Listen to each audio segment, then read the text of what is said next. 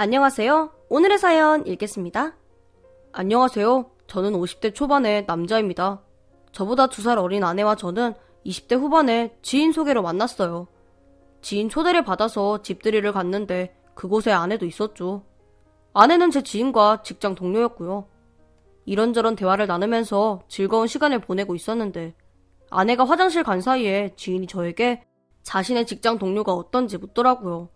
처음에는 그 말이 무슨 의미인지 못 알아듣고 성격이 밝아 보이는데요?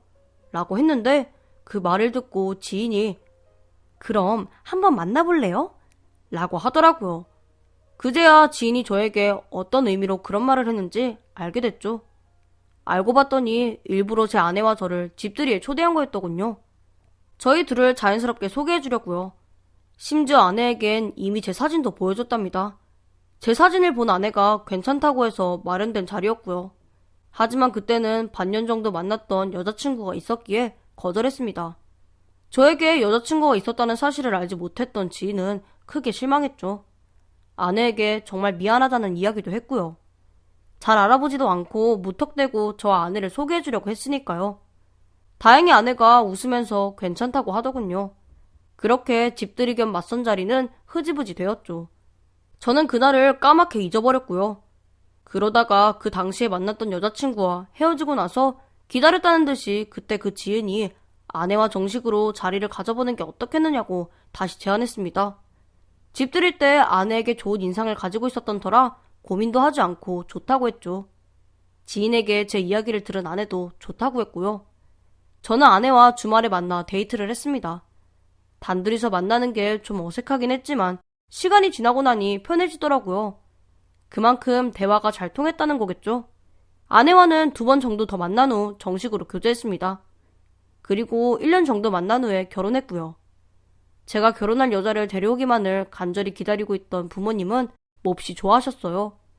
저랑 제 아내가 마음이 변할까봐 노심초사하면서 빨리 날짜를 잡으라고 보채셨죠. 장모님 장인어른도 서둘러서 결혼 날짜를 잡으라고 하셨고요. 저희 부부는 모두의 축복을 받으며 결혼했습니다. 결혼한 후 2년 뒤에 아들도 낳았죠. 원래는 아내와 결혼하고 나서 아이를 2명 정도 낳자고 계획했었어요. 그러나 모든 일이 계획대로 이뤄지는 것은 아니듯이 아이 문제도 뜻대로 잘 되지 않았죠. 우선 아내가 아들을 낳고 나서 몸이 나빠졌어요. 크게 건강을 해칠 정도는 아니었지만 아내는 자주 피곤했습니다. 한의원에서는 출산 후에 아내의 기가 약해졌다고 하더라고요. 그래서 비싼 한약도 먹었는데 별 효과는 없더군요. 저도 아이가 생기고 나서 직장에서 새로운 프로젝트를 들어가게 됐어요. 그 바람에 주말에도 출근해야 할 만큼 바빠졌죠. 일을 많이 하는 만큼 돈은 더 벌었지만 대신 아내와 자식 얼굴 보기가 힘들었습니다. 그런데 어떻게 둘째가 생길 수 있겠어요. 나중에 아내와 그냥 아이 하나로 만족하자고 결론을 냈죠. 아내가 출산하고 나서 부득이하게 직장을 그만두게 됐는데 그게 못내 아쉬웠던 모양이에요. 아들이 초등학교에 들어가고 나니까 다시 일하고 싶다고 하더라고요. 저는 다시 직장에 들어가거나 아르바이트를 한다는 말인 줄 알고 좋은 생각이라고 했는데 좋아하면서 사업을 해보고 싶다고 하더군요. 저는 아내의 그 말이 정말 뜬금없이 들렸어요. 아내가 저한테 그런 생각을 말한 적이 없었으니까요. 그래서 갑자기 웬 사업? 이라고 물었더니 아내가 그러더라고요. 고등학교 동창 중 하나가 자기처럼 출산하고 나서 직장을 그만뒀는데 2년 전에 사업을 시작했대요. 그런데 그 사업이 엄청나게 잘 되어서 대기업 연봉 부럽지 않은 돈을 벌고 있답니다. 제가 그 말을 듣고 아내에게 그건 정말 운 좋은 케이스야. 사실 사업해서 잘 되는 사람보다 나가는 사람이 더 많아. 라고 현실적인 조언을 해줬어요. 그런데도 아내는 자신이 그 운 좋은 케이스 중 하나일 수 있다면서 꼭 사업을 해보고 싶다고 하더군요. 저도 왜 아내에게 힘이 되는 긍정적인 말을 해주고 싶지 않겠습니까? 하지만 사업은 어디까지나 현실이잖아요. 그렇다 보니까 좋게 말해줄 수가 없더라고요. 저는 아내에게 딱 잘라서 사업은 반대야. 그냥 아르바이트를 구하거나 직장에 다니는 게 좋을 것 같아. 라고 말했습니다. 그러자 아내가 잘할 수 있다면서 꼭 해보고 싶다고 하더군요. 그래도 제가 반대하니까 시위를 하기 시작했어요. 저녁을 차리지 않거나 같은 방을 쓰지 않거나 하는 방법으로요. 그렇게 했는데도 제가 눈 하나 꿈쩍하지 않으니까 다른 방법을 취하더라고요. 바로 주변 사람들에게 돈을 빌린 겁니다. 저는 아내가 사업하고 싶다는 생각을 포기한 줄 알았어요. 실제로 아내도 저에게 그렇게 말했고요. 그런데 그런 척하면서 주변 사람들에게 사업 자금을 빌리고 다녔더라고요. 저는 그 사실을 아내가 사업을 시작한 지 3개월 후에 알았습니다. 그것도 장모님 때문에 알게 된 거예요. 어느 날 오랜만에 처갓집에 갔는데 작은 이모님도 오셨더라고요. 그런데 함께 저녁을 먹던 이모님이 아내에게 요즘 일은 잘 되어가는 거야? 라고 물었습니다. 제가 이모님 말을 듣고 아내에게 일이라니? 당신 요즘 일 다녀? 라고 했습니다. 그러자 아내가 우물쭈물하면서 말을 잇지 못하는 겁니다. 장모님은 난처한 표정으로 저와 아내 눈치만 보셨고요. 낌새가 심상치 않아서 저녁을 먹고 나서 아내를 마당으로 불러 자초지종을 모두 설명하라고 했어요. 그랬더니 그제야 아내가 주변 사람들에게 돈을 빌려서 사업을 시작했다고 고백하더라고요. 제가 화를 내면서 어떻게 그렇게 중요한 문제를 남편이 나와 상의하지 않을 수 있냐고 했더니 말했으면 제가 반대했을 거라고 그래서 말하지 못했다고 하더군요. 저희 부부가 싸우는 것 같으니까 걱정이 되셨는지 장모님의 마당으로 나와서 저에게 이번 한 번만 아내를 믿어달라고 부탁하셨어요. 장모님이 그리 말씀하시니까 더는 아내에게 화를 낼 수가 없더군요. 그래서 고민해보다가 아내에게 이왕 이렇게 된 거 잘해보라고 했죠. 솔직히 말해서 그것 말고는 딱히 방법이 없는 것 같더군요. 제 허락을 받은 아내는 뛸 듯이 기뻐하면서 고맙다고 잘할 수 있다고 말했습니다. 이후 아내는 정말 최선을 다했어요. 아이를 장모님에게 맡기고 오로지 일에만 몰두했죠. 제가 쉬엄쉬엄 하라고 말해도 그럴 수는 없다면서 열심히 일했습니다. 아내의 노력이 빛을 발했는지 아내 사업이 잘 되어가기 시작했어요. 그 당시에 아내가 뷰티 관련 사업을 했는데 입소문이 퍼지면서 40대 이상의 여성들이 주 고객층이 되었죠. 아내에게 사업하지 말라고 한 것이 부끄러울 정도로 아내는 탄탄대로만 걸었습니다. 그러나 그 탄탄대로도 그리 오래가진 못했어요. 아내가 새로운 사업 파트너를 만나서 화장품 사업도 함께 시작했는데 판매하는 화장품에 문제가 생긴 겁니다. 그 화장품을 사용하고 나서 두드러기 같은 피부 질환으로 고생하는 소비자들이 늘어나기 시작한 거죠. 당연히 그 문제는 아내가 독자적으로 진행하던 뷰티 사업에도 영향을 미쳤어요. 아내는 어떻게든 사태를 수습하려고 했지만 소송을 걸겠다는 소비자들이 점점 증가하면서 도저히 손 쓸 수 없는 지경까지 이르고 말았죠. 그때 저는 아내에게 더 나빠지기 전에 빨리 사업을 접으라고 했어요. 하지만 어떻게든 기사회생하고 싶었던 아내는 무리하게 대출을 받아서 사업을 일으켜보려고 했죠. 그때 아내는 제 말을 들었어야 했어요. 만약 그랬다면 걷잡을 수 없는 상황은 오지 않았을 거예요. 결국 제 말을 듣지 않았던 아내는 최악의 상황까지 가서야 사업을 접었습니다. 4년 동안 악착같이 했던 사업으로 남은 것은 수억의 빚뿐이었죠. 빚쟁이들은 매일같이 집으로 찾아와 돈을 달라고 요구했어요. 아내는 물론 저에게까지 전화했죠. 심지어 어떤 빚쟁이들은 어떻게 알았는지 제가 다니고 있던 직장에까지 찾아오더라고요. 그 바람에 저는 다니던 직장을 그만둬야 했습니다. 그리고 아내와 아들과 함께 야반 도주를 했죠. 저는 제가 살면서 야반 도주를 할 거라고 꿈에도 상상하지 않았어요. 그런 건 드라마에서나 볼 거라고 생각했거든요. 양가 부모님에게도 어디로 도망갔는지 말하지 못했습니다. 말하면 빚쟁이들이 찾아올까 봐요. 모아놓았던 돈과 퇴직금을 모두 합쳐도 빚을 갚진 못했어요. 어떻게든 생계를 책임져야 했던 저희 부부는 사글세 방에서 살면서 돈을 벌었어요. 아내는 식당 일을 했고 저는 막노동과 대리운전을 했습니다. 그런 상황 속에서도 아내와 이혼하고 싶다는 생각은 단 한 번도 하지 않았어요. 물론 아내가 밉고 원망스러웠던 순간은 많았어요. 그러나 우리는 부부니까 함께 어려운 상황을 극복해 나가야 한다고 생각했죠. 다행히 아들은 삐뚤어지지 않고 착실하게 공부했어요. 저희 부부를 원망하지도 않았고요. 지금 생각해봐도 그런 아들에게 정말 고마워요. 열심히 착하고 성실하게 공부만 해준 아들 덕분에 오랜 세월을 버텨낼 수 있었던 것 같아요. 그렇게 열심히 노력하니까 사글세방이 월세방이 되더군요. 빚도 많이 갚고요. 저는 저희 부부가 더 착실하게 노력하면 분명 좋은 기회가 올 거라고 생각했어요. 하늘이 복을 줄 거라고 믿은 거죠. 하지만 그건 다 제 착각이었더라고요. 왜냐하면 하늘은 아내가 남긴 수억의 빚보다 더 힘든 시련을 저에게 주었거든요. 어느 날부턴가 아내가 집에 늦게 들어오기 시작했어요. 당연히 아내가 힘들게 일하느라 늦게 들어온다고 생각했죠. 그런데 어느 날은 일하러 나간 아내가 아예 집에 들어오지 않는 거예요. 저는 아내가 집에 돌아오는 길에 사고를 당한 건 아닐까 생각했습니다. 그래서 집 근처에 있는 병원 응급실에 모두 가서 아내를 찾았어요. 아내가 일하던 식당도 가보고 친구들에게도 전화해봤고요. 당연히 장모님, 장인어른에게도 연락해봤어요. 하지만 어느 누구도 아내의 행방을 알지 못했죠. 밤새 기다리다가 실종 신고를 하려고 했는데 경찰이 가출일 수도 있으니까 조금만 더 기다려보라고 하더군요. 저는 그때 경찰에게 화를 냈습니다. 우리 아내는 절대로 가출할 사람이 아니라고 하면서요. 그런데 경찰 말이 정확했더라고요. 이틀 후인가 아내에게서 전화가 왔어요. 전화를 받자마자 도대체 어디 있냐고, 무슨 일이 있냐고 다급하게 물었죠. 아내는 꽤나 침착한 목소리로 할 이야기가 있으니 만나자고 했습니다.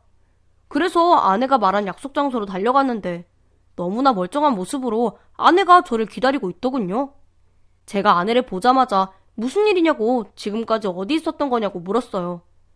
아내는 제 물음에는 대답도 하지 않고 다짜고짜 우리 이혼하자 라는 말을 했죠. 잘못 들었는 줄 알고 지금 뭐라고 했어? 이혼하자고? 라고 다시 물었더니 그렇다고 하더라고요. 도대체 그런 말을 하는 이유가 뭐냐고 물었더니 아주 기가 막히는 대답을 하더군요. 남자가 생겼답니다. 그 남자를 어디서 어떻게 만난 거냐고 했더니 자신이 일하는 식당에 자주 오던 단골 손님이었대요. 그런데 어느 날 그 단골 손님이 데이트 신청을 했답니다. 돈이 아주 많은 사업가라는 점에서 매력을 느낀 제 아내는 단골 손님과 데이트를 했고 잠자리까지 갖게 됐대요. 그러다가 제 눈을 피해서 지속적으로 만남을 이어나간 거고요. 저는 바보같이 다른 남자가 생겼으니 이혼해달라는 아내를 붙잡으려고 했어요. 부모님 때문에 고생만 하는 아들에게 미안해서요. 심지어 무릎까지 꿇고 아내에게 매달렸습니다. 그러나 아내는 이혼해주지 않아도 그 남자와 살 거라고 하더군요. 실제로 아내는 저를 만난 후에도 집에 들어오지 않고 계속 그 남자랑 같이 있었던 것 같아요. 제가 이혼을 해도 하지 않아도 어차피 결과는 같을 것 같더군요. 너무 화가 나서 평생 이혼해주지 않을 거야 라는 생각을 하기도 했어요. 아내가 만나는 남자를 평생토록 상간남 만들려고요. 그런데 그래봤자 저에게 좋지 않을 것 같더군요. 당연히 제 아들에게도 좋지 않고요. 그래서 아내가 바라는 대로 그냥 이혼해줬습니다. 대신 아들 양육권은 저에게 달라고 했어요. 그러자 아내가 기다렸다는 듯이 그러라고 하더라고요. 그렇게 아내는 막대한 빚을 남기고 가족을 버린 채 새로운 남자에게로 떠났습니다. 아내가 떠난 후 저는 아들과 살아가면서 아내가 남긴 빚을 갚아나갔고요. 친구들은 바람 피운 아내 빚을 왜 갚느냐고, 왜 바보 같은 짓을 하느냐고 말했지만 부부였기 때문에 저에게도 책임이 있다고 생각하면서 갚아나갔습니다.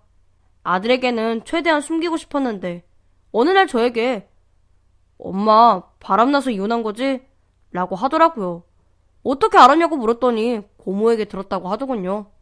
그 말을 듣고 여동생에게 전화해서 어떻게 내 아들에게 그 이야기를 할 수 있냐고 하면서 온갖 욕을 퍼부었습니다. 다시는 죽을 때까지 얼굴 보지 말자는 말도 하고요. 아니 전부인과 이혼할 당시에 아들이 고등학교 3학년이었어요. 그래서 혹시 저희 부부 문제가 아이 공부에 영향이 갈까봐 전전긍긍했죠. 다행히 아들은 흔들리지 않고 열심히 공부했습니다. 그리고 서울에 있는 4년제 대학에 당당하게 합격했어요. 전액 장학금을 받고서요. 아들은 사실 고등학교 졸업 후에 바로 취직하려고 했어요. 돈을 벌어서 빚을 갚으려고요. 그런데 제가 반대했습니다. 아들한테는 제가 가지고 있는 시련을 물려주고 싶지 않아서요. 아들이 대학에 합격했다는 소식이 어찌나 기쁘던지. 명문대학은 아니었지만 눈물이 날 정도로 좋았어요. 아들에게 고맙고 미안하다는 말도 수십 번 했죠. 아들이 대학에 들어가고 나서 운이 트였는지 지인 소개를 받아 안정적인 직장에 들어갔어요. 덕분에 빚을 아주 많이 갚을 수 있었죠. 조금이지만 저금도 할 수 있게 되었고요. 살아가면서 문득문득 전 부인이 어떻게 사는지 궁금하긴 했습니다. 저는 아니라도 아들 안부는 궁금해할 것 같았거든요. 그래서 조심스럽게 아들에게 혹시 엄마에게 연락 온 적 없느냐고 물었는데 실망이 가득한 얼굴로 이혼하고 나서 단 한 번도 연락한 적이 없다고 하더군요. 심지어 아들에게 미안하다는 사과도 하지 않았답니다. 그 말을 들으니까 분노가 치밀어 오르더군요. 아무리 그래도 엄마라면 자식에게 미안하다는 말은 해야 하는 거 아닙니까? 내가 몇십 년 동안 같이 살았던 여자가 맞나 싶을 정도로 완전 딴 사람이 된 것 같았어요. 남자에게 미쳐서 눈이 돌아가면 그럴 수도 있겠구나 라는 생각이 들 정도였죠. 가족을 버리고 떠난 전 부인을 깨끗하게 잊고 살아가고 싶었지만 그게 마음처럼 쉽지는 않더라고요. 그래서 언제 한 번은 술을 진탕 마시고 장모님에게 전화한 적이 있어요. 전화해서 전 부인이 우리 가족에게 어떻게 그럴 수 있냐며 따졌죠. 제 말을 묵묵히 듣고만 있던 장모님은 깊은 한숨을 내쉬면서 아휴, 그냥 영희는 잊고 살게. 그러는 게 자네에게도 좋을 거야. 라고 하셨어요. 그러면서 다시는 전화하지 말라고 하더군요. 솔직히 장모님에게도 서운했습니다. 저는 장모님이 대신 사과한다고 하면서 저를 달래주실 거라고 생각했거든요. 그런데 전부인처럼 장모님이 변해버리셨더라고요. 저는 그런 장모님에게 다시는 전화하지 않을 거라고 화를 낸 뒤에 전화를 끊었습니다. 그러고 나서 바로 다음날에 번호를 변경했죠. 아내와 장모님에게 전화가 오지 않도록 말이에요. 아내와 이혼하고 나서 2년 동안 줄곧 일만 했던 것 같아요. 일이라도 하지 않으면 매일매일 술을 마시고 알코올 중독자가 될 것만 같았거든요. 오로지 아들에게 부끄러운 아버지가 되지 말자 라는 생각만 하면서 살았습니다. 주변에서 재혼할 생각 없냐고 좋은 여자를 소개해주겠다고 말하는 사람들도 많았어요. 실제로 저희 어머니는 저에게 거짓말하고 억지로 재혼 자리를 주선하시기도 했고요. 그러나 모두 거절했습니다. 아들 때문이기도 했지만 아내에게 받은 상처가 너무 커서 도저히 새로운 여자를 만날 수 없을 것 같았거든요. 그러던 어느 날이었습니다. 오랜만에 일찍 퇴근해서 아들과 함께 저녁을 먹고 TV를 보면서 맥주도 한잔 했죠. 저는 워낙 잠이 많아서 밤 10시만 되면 졸려요. 그런데 그날이 금요일이어서 그런지 아들은 늦게까지 잠을 자지 않더라고요. 아들은 계속 거실에서 TV를 보고 저는 먼저 방으로 들어와 잠을 청했죠. 그러다가 화장실에 가고 싶어서 잠에서 깼어요. 침대에서 일어나 거실로 나가려는데 그게 정말이야? 라고 말하는 아들 목소리가 들리더라고요. 문득 들어도 꽤 심각한 상황인 것 같았어요. 그래서 방문 앞에 서서 아들이 전화를 끊을 때까지 기다렸죠. 들으려고 그런 건 아닌데 어쩌다 보니 아들이 통화하는 소리를 엿듣게 되더라고요. 아들은 심각한 목소리로 다시 한번 진짜 정말이지? 라고 하더니 우리 엄마가 진짜 거기 있다는 거지? 라고 했습니다. 전 부인에 관한 이야기인 것 같아서 자세히 들어봤는데 아들이 어디가 어떻게 아프신데? 라고 말하는 걸 봐서는 전 부인이 어디가 아픈 것 같더군요. 들은 이상 모른 척할 수가 없어서 거실로 나갔어요. 그러자 아들이 나중에 전화하겠다고 말하면서 황급히 전화를 끊더라고요. 저는 아들에게 들으려고 그런 건 아닌데 우연히 통화 내용을 듣게 됐다고 혹시 네 엄마에게 무슨 일 있냐고 물었어요. 그랬더니 아들이 머뭇거리더라고요. 그런 아들에게 그냥 솔직하게 다 말해달라고 했더니 아들이 방금 친구한테서 전화가 온 건데 라고 하면서 자세하게 말해주더라고요. 아들 친구가 대학 병원에서 근무하고 있는데 전 부인이 응급실로 실려왔답니다. 오랜 시절부터 아들이 친하게 지냈던 친구라 전 부인 얼굴을 알고 있었나 봐요. 그래서 고민하다가 아들한테 전화해서 그 사실을 말해준 거고요. 실려가든 말든 모른 척하고 싶었는데 그렇게 하면 저를 대신해서 아들이 응급실에 가볼 기세더라고요. 왠지 아들과 전 부인을 만나게 하고 싶진 않아서 아들한테 제가 대신 가보겠다고 했습니다. 아들이 같이 가겠다고 했지만 집에 있으라고 했죠. 대충 외투를 챙겨 입고 집을 나선 저는 전 부인이 있다던 병원 응급실로 출발했습니다. 도착했더니 아들이 미리 연락을 했는지 아들 친구가 저를 기다리고 있더라고요. 저에게 인사하는 아들 친구에게 전 부인이 어디에 있는지 물었어요. 그랬더니 전 부인이 있는 곳으로 저를 안내해 주더라고요. 아들 친구 말로는 전 부인이 의식을 잃고 병원에 왔다고 했습니다. 아들 친구 말대로 전 부인이 눈을 감은 채로 링거를 맞고 있더라고요. 제가 심각한 거냐고 물었더니 자세한 것은 검사 결과가 나와봐야 안다고 하더라고요. 그러고 나서 저에게 잠시만 기다려주세요 라고 말한 후에 다른 환자를 보러 자리를 떠났죠. 저는 물끄러미 눈을 감고 있는 전 부인을 보았어요.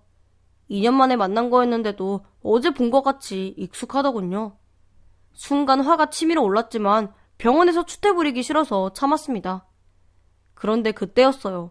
등 뒤에서 누군가가 누구시죠? 라고 저에게 말하는 거예요.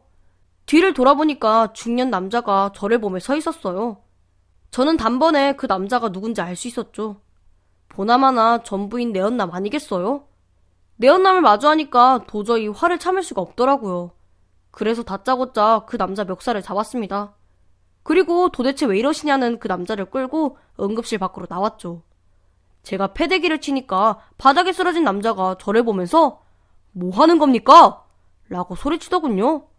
저는 그 남자에게 너야말로 할 짓이 없어서 유부녀를 꼬셔? 라고 말했습니다. 그러자 그 남자가 어이가 없다는 표정으로 그게 대체 무슨 말이냐고 하더군요.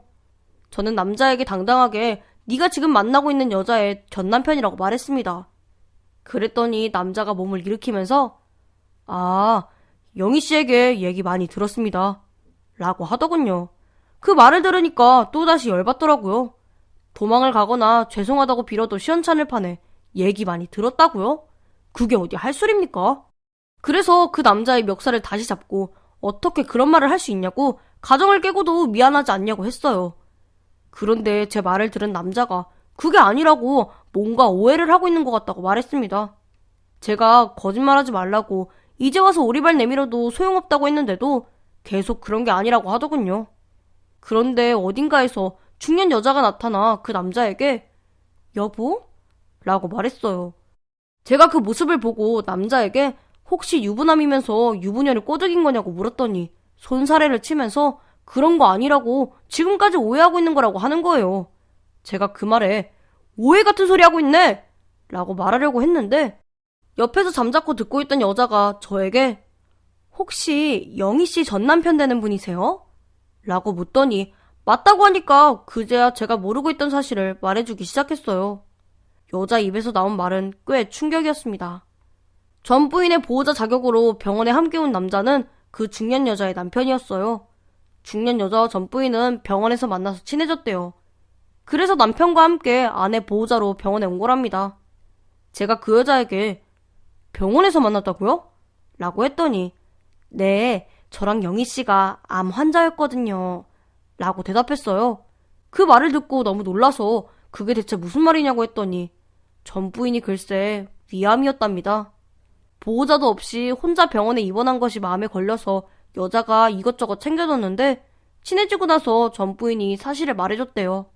위암에 걸렸는데 남편에겐 말하고 싶지 않아서 바람났다고 거짓말하고 이혼했다고요. 여자가 왜 그런 거짓말을 한 거냐고 물었더니 자기 때문에 고생만 하는 남편에게 또 다른 짐을 주고 싶지 않아서 그랬다고 했대요. 전 부인이 입원해서 항암 치료를 받고 수술을 받아서 다행히 암을 모두 제거했는데 빚을 갚아야 한다면서 무리하게 일을 했답니다. 그래서 결국 쓰러져서 응급실에 실려온 거라고 하더군요. 저는 전 부인에게 모든 사실을 확인해야 했습니다. 그래서 전 부인이 일어나길 기다렸다가 깨어난 전 부인에게 여자에게 들은 말이 사실이냐고 물었어요. 전 부인이 처음엔 어떻게 여기에 있는 거냐고 묻길래 상황을 설명해주고 진실을 물었는데 끝까지 불륜이 맞다고 하더군요. 그러자 옆에 있던 여자가 그냥 이제는 솔직하게 말해요. 라고 말하고는 자리를 비켜줬어요. 그랬더니 전 부인이 그제야 눈물을 흘리면서 사실이라고 말하더라고요. 아내는 본인만 없으면 저도 아들도 모두 행복해질 수 있을 것 같았대요. 그게 말이 되냐고 했더니 울면서 아내가 암으로 죽는 것보다는 바람나서 도망간 게 더 낫잖아. 라고 하더군요. 그런 줄도 모르고 저는 지금까지 전 부인을 원망하면서 살았으니 부끄럽더군요. 제가 전 부인에게 미안하다고 했더니 지금도 빚 때문에 고생하는 거 안다고 오히려 자신이 미안하다고 했습니다. 이후 정밀검사를 받는 전 부인 곁을 지켰어요. 그리고 나서 의사에게 모든 설명을 들었죠. 의사는 수술로 암을 모두 제거했지만 무리하면 안 된다고 말했습니다. 계속 무리하면 몸이 더 망가질 수도 있다고요. 모든 사실을 알게 된 이상 아내를 모른 척할 수가 없었어요. 그래서 전 부인을 데리고 집으로 갔습니다. 그리고 아들에게 모든 진실을 말했어요. 사실을 알게 된 아들은 펑펑 울면서 그동안 엄마를 미워해서 미안하다고 하더군요. 아내는 아들을 끌어안고 그동안 보고 싶었다고 하고요. 저와 이혼하고 나서 전 부인 역시 힘들게 살았던 것 같았습니다. 보험이 있어서 수술비와 치료비 부담은 없었지만 생계 때문에 돈을 벌어야 해서 힘들었대요. 그래서 수술 받자마자 일을 구한 거고요. 전 부인은 같이 살 수 없다고 했지만 저와 아들이 말렸어요. 사실을 알았으니 가족이 다시 함께해야 한다고요. 저희 부모님에게도 사실을 알렸더니 당연히 가족이 함께 있어야 한다고 하시더라고요.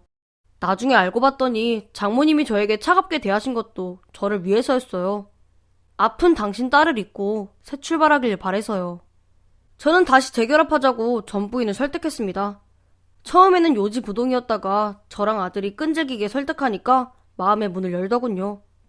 현재 저희 부부는 다시 재결합을 한 상태예요. 아내는 3개월 정도 건강관리를 하다가 다시 일을 나가고 있어요. 저랑 아들이 아무리 말려도 말을 듣지 않아서 무리하지 않겠다는 약속을 받아내고 허락했네요.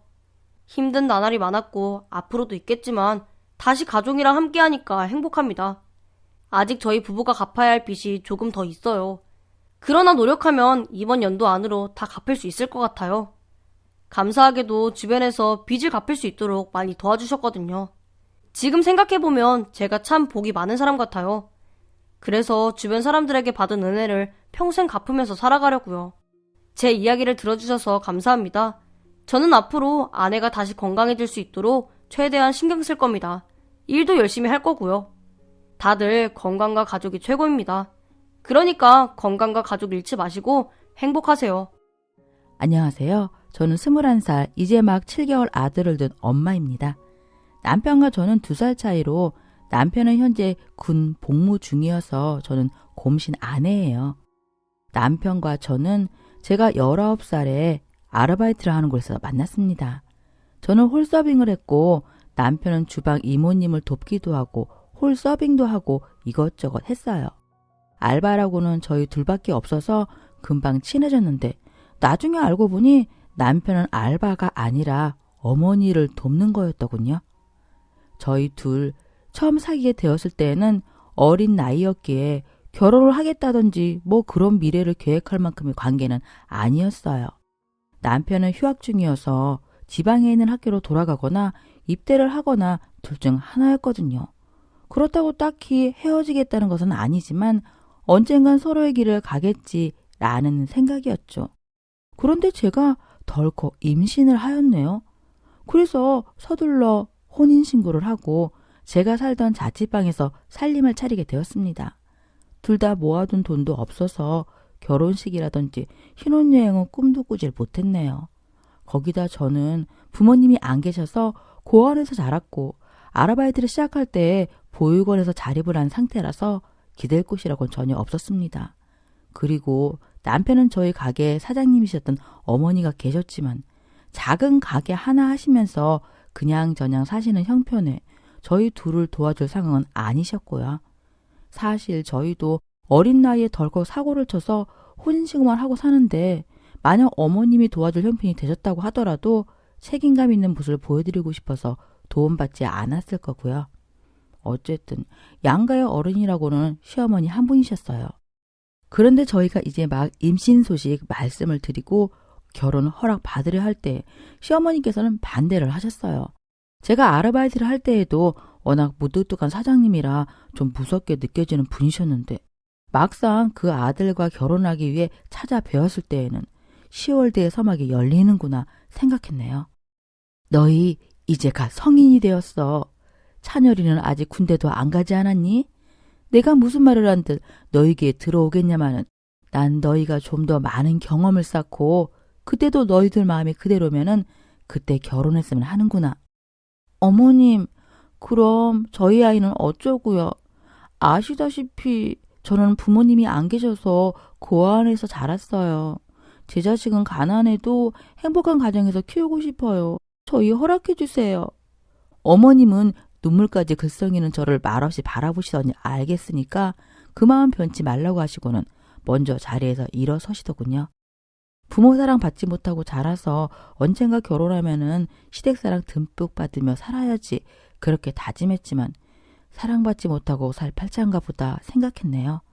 하지만 어머님은 그 후에 이렇다 저렇다 저희 사는 것에 대해서 아무 말씀 안 하셨어요. 가끔 집에 들르시긴 했는데 어떻게 아셨는지 필요한 물건들을 사다 주시고는 약속이 있으시다면서 얼른 자리에서 일어나셨어요. 그래서 저는 어머님께서 무뚝뚝한 성격이셔서 표현은 안 하시지만 나름의 애정 표현이구나 하고 알아챘지요. 그런데 문제는 남편도 어머님의 무뚝뚝한 성격을 그대로 닮은 것이었습니다. 원래도 말이 없는 성격이라는 걸 알았지만 결혼해서 살다 보니까 더욱 조용해지더라고요. 남편은 지방에 있는 2년제 대학을 다니고 있었는데 휴학하고 어머님 일을 돕고 있었고 그러다 저를 만나 아기가 생긴 거였어요. 집안의 가장이 되고 책임이 무거웠는지 자퇴하고서 물류센터 직원으로 들어가더군요. 저는 남편이 학교를 졸업했으면 하고 내심 바랬거든요. 그래서 저에게 말도 없이 자퇴를 결정하고는 띡 통보만 하는 게 정말 속상했어요. 나 입덧도 없고 해서 한동안이라도 마트 같은 데서 일할까 봐.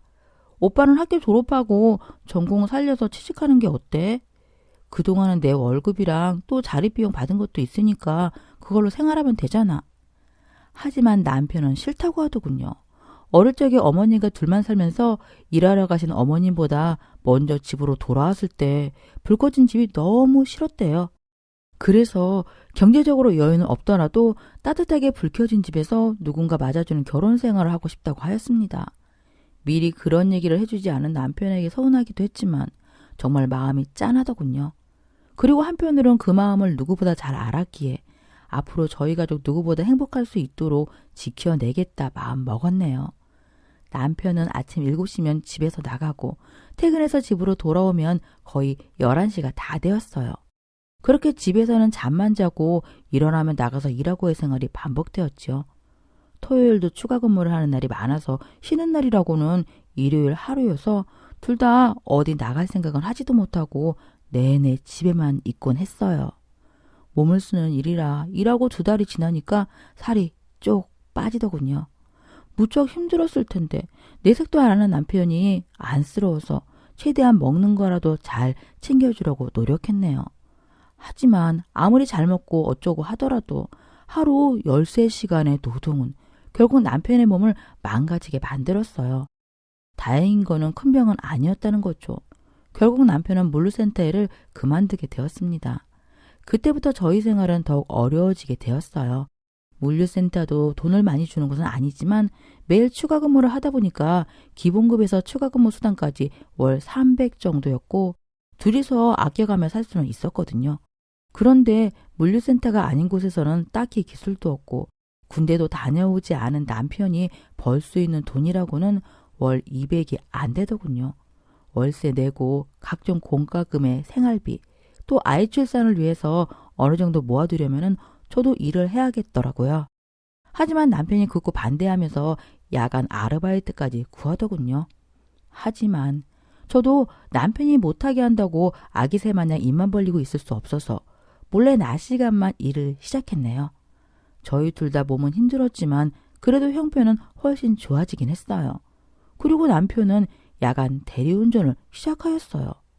오토바이 배달이 수입이 좋아서 하려는 거를 제가 오토바이는 절대 안 된다고 펄쩍 뛰었더니 그나마 대리운전으로 구했네요. 저는 사실 남편이 뭐가 됐든 야간 일은 안 했으면 했어요. 아직 어리다고 밤낮으로 일하면은 몸 상하는 건 일도 아니니까요. 그럴 바엔 물류센터가 나을 것 같았지만은 남편은 하루 종일 움직여야 하는 물류센터보다는 잠은 좀 부족해도 지금이 훨씬 낫다고 하긴 하더라고요. 어쨌든 남편이 너무 안쓰럽고 그 짐을 덜어주고 싶어서 저도 더욱 악착같이 남편 몰래 일해서 돈을 모았네요. 그런데 참 야간에 하는 대리운전이 정말 사람을 힘들게 하더군요. 경쟁이 워낙 심하다 보니까 터무니없는 가격으로 교회까지 나갔다가 들어오는 차를 잡을 수가 없어서 아침에 첫차 타고 들어오는 날도 있고 무엇보다 술 취한 사람들의 술주정에 남편은 치를 떨더군요. 하지만 또 그만큼 좋은 분들도 만나서 아들 같다며 용돈 하라시면서 5만 원, 10만 원씩 지어주시는 분들도 가끔 계시고 따뜻한 말이라도 해주시는 분들도 계시니 견딜만 하다더군요. 또 주말 낮엔 마음껏 쉴 수 있어서 가끔은 밖에서 데이트도 할 수 있었고요. 어머니도 저희가 길을 쓰고 사는 걸 보시고는 가끔씩 고생한다는 말씀을 해주실 만큼 변하셨어요. 몸은 고돼도 난생 처음 가족이라는 테두리 안에 있다는 느낌이 정말 행복이구나 싶었습니다. 그런데 문제는 저에게 생겼어요. 아무리 마트에서 계산만 하는 아르바이트라고 해도 하루 종일 서서 일하는 게 무리가 갔나 봐요. 하회를 하더군요. 아르바이트 중에 생긴 일이라 뭘 어떻게 해야 할지 당황한 제게 같이 일하는 직원분들 중에 거의 어머니 뻘에 가까운 분들이 계신데 그분들께서 병원을 데려다 주시고 또 남편과 어머니께도 연락해 주시더군요. 그렇게 제가 남편 몰래 일을 하고 있다는 거를 온 가족에게 들키게 된 거죠. 병원에서는 큰일은 아니지만 계속해서 무리를 할 경우엔 최악의 경우 유산할 수 있다고 절대 안정을 권하셨어요. 그래서 하는 수 없이 저는 일을 그만두게 되었습니다. 남편은 그저 자신을 탓하더군요. 군대라도 다녀왔다면은 기술을 배워서 당장은 아니더라도 앞으로는 안정적으로 살 수 있는 것인데 저를 만나기 전 군대를 다녀오지 않은 것부터 해서 모든 것이 자신의 탓이라고 생각하였습니다. 오빠는 지금 최선을 다하고 있어. 이것보다 뭘 더 어떻게 할 수 있다는 거야. 내가 좀 더 조심했어야 하는 거였어. 그러니까 자신을 탓하지 마. 하지만 남편은 아무 말도 않더군요. 속으로는 계속해서 자신을 탓한 것 같아요. 그렇게 하루를 입은 후에 다음 날이 되어 집으로 돌아갔어요. 어머니께서 별말 안 하셨지만 걱정이 많이 되셨는지 저희 집으로 함께 오셔서는 몸에 좋다는 음식을 이것저것 해주시더라고요. 제가 도우려고 하니까 그냥 누워있는 게 돕는 거라시면서 무뚝뚝하게 말씀하셨습니다. 몸이 안 좋아서 그런지 평소에 어머니가 다를 게 하나 없지만은 괜히 무섭게 느껴지더군요. 서럽기도 했고요. 한번 이런 감정이 들기 시작하니 사람의 마음은 참 무섭더군요. 분명히 어머님이 날 가족으로 받아들이시고 예뻐한다고 여겼었지만 이제는 어머님의 사소한 표정 말 한마디가 전부 제가 미워서 그러시는구나 생각이 들기 시작하였습니다. 그리고 그런 마음을 남편에게서도 느끼기 시작했어요. 사실 제가 이런 생각을 하게 된 이유는 단지 심증뿐인 건 아니었어요. 그 후로 남편은 저에게 별다른 말은 없었지만 일을 끝내고서 돌아오는 시간이 늦어지더군요. 처음에는 이런 일들을 여전히 자신의 탓으로 돌리며 더 많은 돈을 벌기 위해서 늦게까지 일하나 생각했어요. 그리고 그게 맞다는 걸 알기도 했고요. 대리운전 일이다 보니까 당일에 현금으로 돈을 가져왔는데 평소보다 단돈 10,000원이라도 더 가져오더라고요. 하지만 그게 기쁘지는 않았네요. 오빠, 괜히 나 때문에 무리하지 마. 내가 오빠를 사지로 몰아넣는 것 같아서 너무 마음이 아파. 난 우리 가족 경제적으로 넘치게 살지 않아도 건강하고 행복하게 살고 싶어. 그런데 지금 오빠 모습 보면은 너무 지쳐 보이고 행복하지 않은 것 같아. 제 말은 사실이었어요. 일이 늦게 끝나다 보니까 남편은 하루하루 수척해지더군요. 이러다 큰일 나겠다 싶어서 너무 걱정이 되었습니다. 그런데 남편은 항상 괜찮다고만 할 뿐 힘든 일이 있어도 전혀 내색하지 않았어요. 심지어 그날 하루가 어땠는지 묻는 제 물음에도 대답하지 않았네요. 오늘은 어땠어? 술 취한 진상 많지? 항상 그렇지 뭐. 내 걱정 말고 너는 몸 관리나 잘해. 그러다 우리 아기한테 무슨 일 생기면은 난 정말 못 견딜 거야. 그러니까 나 없다고 대충 끼니 때우지 말고 밥도 잘 챙겨 먹고 내 말 알겠지?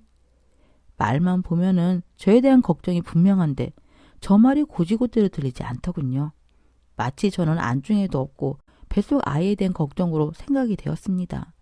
이미 얘기했듯이 남편과 저는 처음부터 미래를 생각하는 그런 관계가 전혀 아니었어요. 임신하지 않았다면 이미 각자의 길을 가기 위해서 헤어졌을 수도 있죠.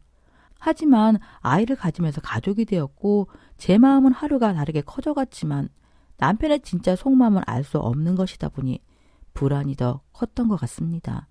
하지만 남편은 이런 제 속을 아는지 모르는지 퇴근 시간은 더욱 늦어지더군요. 그러다 보니 자연히 이야기를 나누는 시간도 줄어들었고 하루하루 제 불안은 커져만 갔습니다. 그러던 어느 날이었습니다. 남편은 전날도 아니죠. 그날 아침 7시가 다 되어 들어왔고 30분도 채 눈도 붙이지 못하고 출근을 하였어요. 남편이 출근 후 빨래를 하기 위해 옷을 살피는데 남편이 벗어놓고 나간 옷에서 여자 향수의 진한 향과 담배 냄새가 뒤엉켜서 역한 냄새가 나더군요. 남편은 담배도 안 피고 향수도 뿌리지 않아요. 순간 싸한 기분이 드는데 힘들게 일하고 있는 사람에게 전화해서 물을 수도 없고 마음이 너무 답답하였습니다. 그날 하루 종일 그 생각으로 스트레스를 받다 보니까 다시 하혈을 하더군요. 가만히 생각만 하다가는 안 되겠다 싶더라고요. 그래서 퇴근 시간에 맞춰 남편 회사 앞으로 갔습니다. 저녁을 먹고 대리일을 하러 가기에 같이 저녁을 먹으면서 그동안 못 나눴던 얘기를 나누면서 제가 느끼는 불안감을 없애고 싶었어요. 그런데 그것부터가 실수였나 봅니다. 퇴근 시간이 지나고 사무실 불이 꺼질 때까지 앞에서 기다렸지만 남편은 나오지 않았습니다. 낮보다 몸 상태가 더 안 좋아지는 것이 느껴지더군요. 저는 아픈 배를 부여잡고는 집으로 돌아가 그대로 잠들고 말았습니다. 생각보다 몸이 안 좋았는지 저는 다음날 아침이 될 때까지 깨지 않고 잠을 잤네요. 아침에 남편이 조용히 들어오는 소리에 잠을 깼지만 막상 무슨 말을 해야 할지 막막해서 그대로 잠을 자는 척을 했네요. 잠시 후 남편은 또다시 출근하기 위해 집을 나서더군요. 저는 제 예감뿐만 아니라 실제로 무슨 일이 일어나고 있다는 걸 알게 되었고 그 사실이 분명하게 다가올수록 대화 자체를 피하고 싶었어요. 혹시 남편이 저 몰래 바람을 핀다면 감당할 자신이 없었거든요. 그래서 한동안 남편이 들어오는 소리며 출근하는 소리를 들었지만 계속 자는 척만 했어요. 가끔 남편이 출근 전에 한참을 서서 저를 내려다보는 게 느껴졌지만은 제가 눈을 뜨는 순간 이혼하자는 말을 할 것만 같아서 겁이 났습니다. 그래서 최대한 남편과 마주치지 않기 위해서 주말이 오면은 일부러 약속을 잡아서 나갔어요. 육아 박람회, 출산교실, 핑계는 대부분 태어날 아기에 대한 것들이었고요. 그렇게 저희는 한 달가량을 제대로 이야기도 못하고 보냈네요. 그날은 남편이 야간 일을 쉰다면서 저녁에 퇴근해서 집으로 왔습니다. 오랜만에 본 남편은 잠도 제대로 못 자고서 일을 했을 텐데 오히려 살도 좀 오르고 얼굴이 많이 좋아졌더군요. 우리 어디 근사한 데 가서 저녁 먹자. 아, 다녀오는 길에는 마트 가서 장도 좀 보고. 아침에 냉장고 보니까 텅 비었더라. 밥은 제대로 챙겨 먹고 있는 거 맞아? 얼굴이 많이 안 좋아졌네. 저는 사실 그럴 기분이 아니었어요.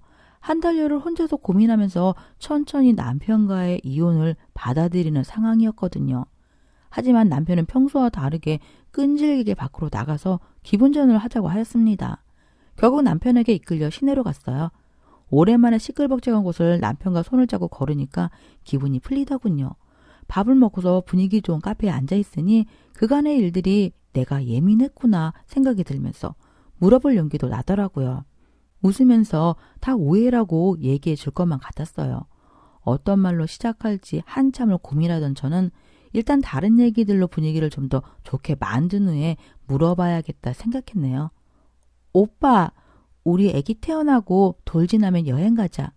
신혼여행도 못 갔으니까 그때까지 조금씩 돈 모아뒀다가 어머님 모시고 우리 넷이.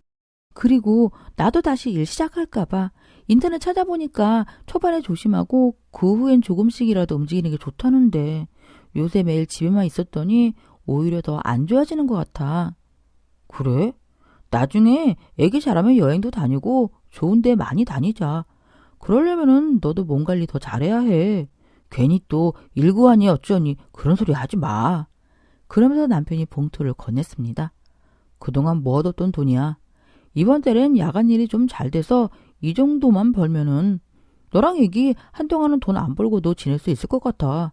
일부러 너 보여주고 싶어서 현금으로 찾아왔어. 그러면서 생활비는 따로 주겠다며 그 돈은 비상금 통장에 넣어두라고 하더군요. 그런데 남편의 표정과 말이 묘한 것이 오히려 저를 더 불안하게 만들었습니다. 그래서 남편에게 묻고 싶던 것은 다시 제 속에 담아두게 되었네요. 다음날 어머니께 전화를 드렸어요. 찾아뵙고 남편 일로 상의드릴 게 있다고 했습니다. 그런데 어머님이 자신이 올 테니까 집에서 기다리라고 하시더군요. 하지만 사실 저는 벌써 어머님 댁으로 가고 있었어요. 어머님은 항상 저희 집으로 오시면 볼일만 보시고는 금방 자리에서 일어나시고 또 제가 찾아뵙는다고 하면은 몸도 무거운데 무리하지 말라시면서 못 오게 하세요. 그 때문에 일부러 출발하고 연락드렸네요. 어머님, 오늘은 제가 갈게요. 어머님 가게 일도 하고 피곤하실 텐데. 사실 저 벌써 출발했어요. 맛있는 점심 해주세요. 어머니께 잘 보이고 싶어서 일부러 더 밝은 척 얘기했네요. 그런데 어머님의 목소리만으로도 느껴질 만큼 깜짝 놀란 눈치시더군요. 괜히 의기소침해져서는 조용히 여쭤봤어요. 어머님은 제가 가는 게 불편하신 거죠? 아니, 아가. 그런 게 아니라 혼자 살면서 내가 청소도 잘 안 하잖니. 너 보기 부끄러워서 그래. 그리고 먼지도 많고 너랑 애기한테 하나 좋을 게 없어서 그러지. 내가 왜 네가 불편하겠니? 내가 표현을 잘 못해서 그러지. 널 딸처럼 생각한다는 거를 알아줬으면 해. 어머님은 평소 같았으면 절대 하시지 않을 말씀까지 하시면서 저에게 변명을 하시더군요. 그렇게까지 나오시니 더는 대구로 찾아뵙겠다는 말이 안 나왔습니다. 어머님 알겠어요. 그러면 근처에 커피숍에 있을게요. 천천히 준비하시고 나오세요. 그래, 아가. 아니다. 잠깐만 어디 들어가서 앉아있어. 내가 금방 청소해놓고는 전화할 테니까 집으로 오너라. 어머님께서는 다시 말을 바꾸셔서 저에게 오라고 하더군요. 그렇게 어머님 댁으로 갔습니다. 청소를 한다고 했는데도 엉망이다. 예, 얼른 들어와. 날씨 많이 춥지? 보일러 높여줄 테니까 바닥에 이불 덮고 앉아. 어머님은 전화통화에서는 꽤 당황하는 것 같으셨는데 제가 가니까 오히려 밝게 맞아주시더라고요. 별것도 아닌데 따뜻한 말씀 한마디에 눈물이 나더군요. 신이야, 왜 울어? 너 무슨 일 있어? 아이고, 뭐가 그렇게 서러워서. 한 방울 한 방울 떨어지던 눈물은 곧 폭포수처럼 흘러내리기 시작했네요. 어머님은 울지 말라고 달래주시더니 곧 저를 안아주시며 그냥 마음껏 울라고 하셨습니다. 태어나서 그렇게 울어본 적은 또 처음이었네요. 보육원에서 자라면서 울어서 해결되는 게 아무것도 없다는 걸 깨달은 후로는 웬만해서는 울지 않았거든요. 어머님, 오빠가 이상해요. 찬열이가 힘들게 했구나. 그래서 그러는 거야? 제가 닭똥 같은 눈물을 흘리며 그동안 있었던 일을 얘기하니까 한숨을 지으며 웃으시더군요. 아휴, 내가 도대체 너희를 어떻게 하는 거니? 애가 애를 낳는다니 참 걱정이다. 그런 일이라면 울지 마. 엄마 말 들어봐. 어머님은 제 눈물을 닦아주시며 말씀을 이어가셨습니다. 찬열이 사무실 그만뒀어. 너한테 비밀로 해달라며 어찌나 떼를 쓰는지. 어릴 때도 그렇게 떼쓴 적 없는데 하도 그러기에 비밀을 지켜줬더니 그게 결국 널 이렇게 울렸구나. 알고 보니 남편은 군대 영장이 나왔고 더 미뤄봐야 답이 없다고 생각해서 제대 후의 기술을 배워야겠다고 하더래요.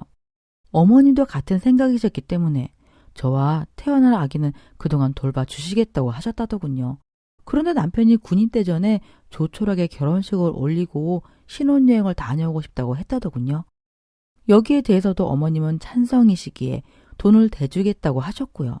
하지만 남편은 자신이 직접 번 돈으로 깜짝 선물을 하고 싶다고 비밀만 지켜달라 하였답니다. 그래서 비교적 수입이 좋은 일을 시작하였는데 그게 저녁 시간부터 새벽까지 오토바이로 택시처럼 사람들을 이동시켜주는 일이었다더군요. 그러다 보니 여자 손님도 있었을 테고 또 흡연자도 있었을 테니 옷의 냄새가 배인 거고요.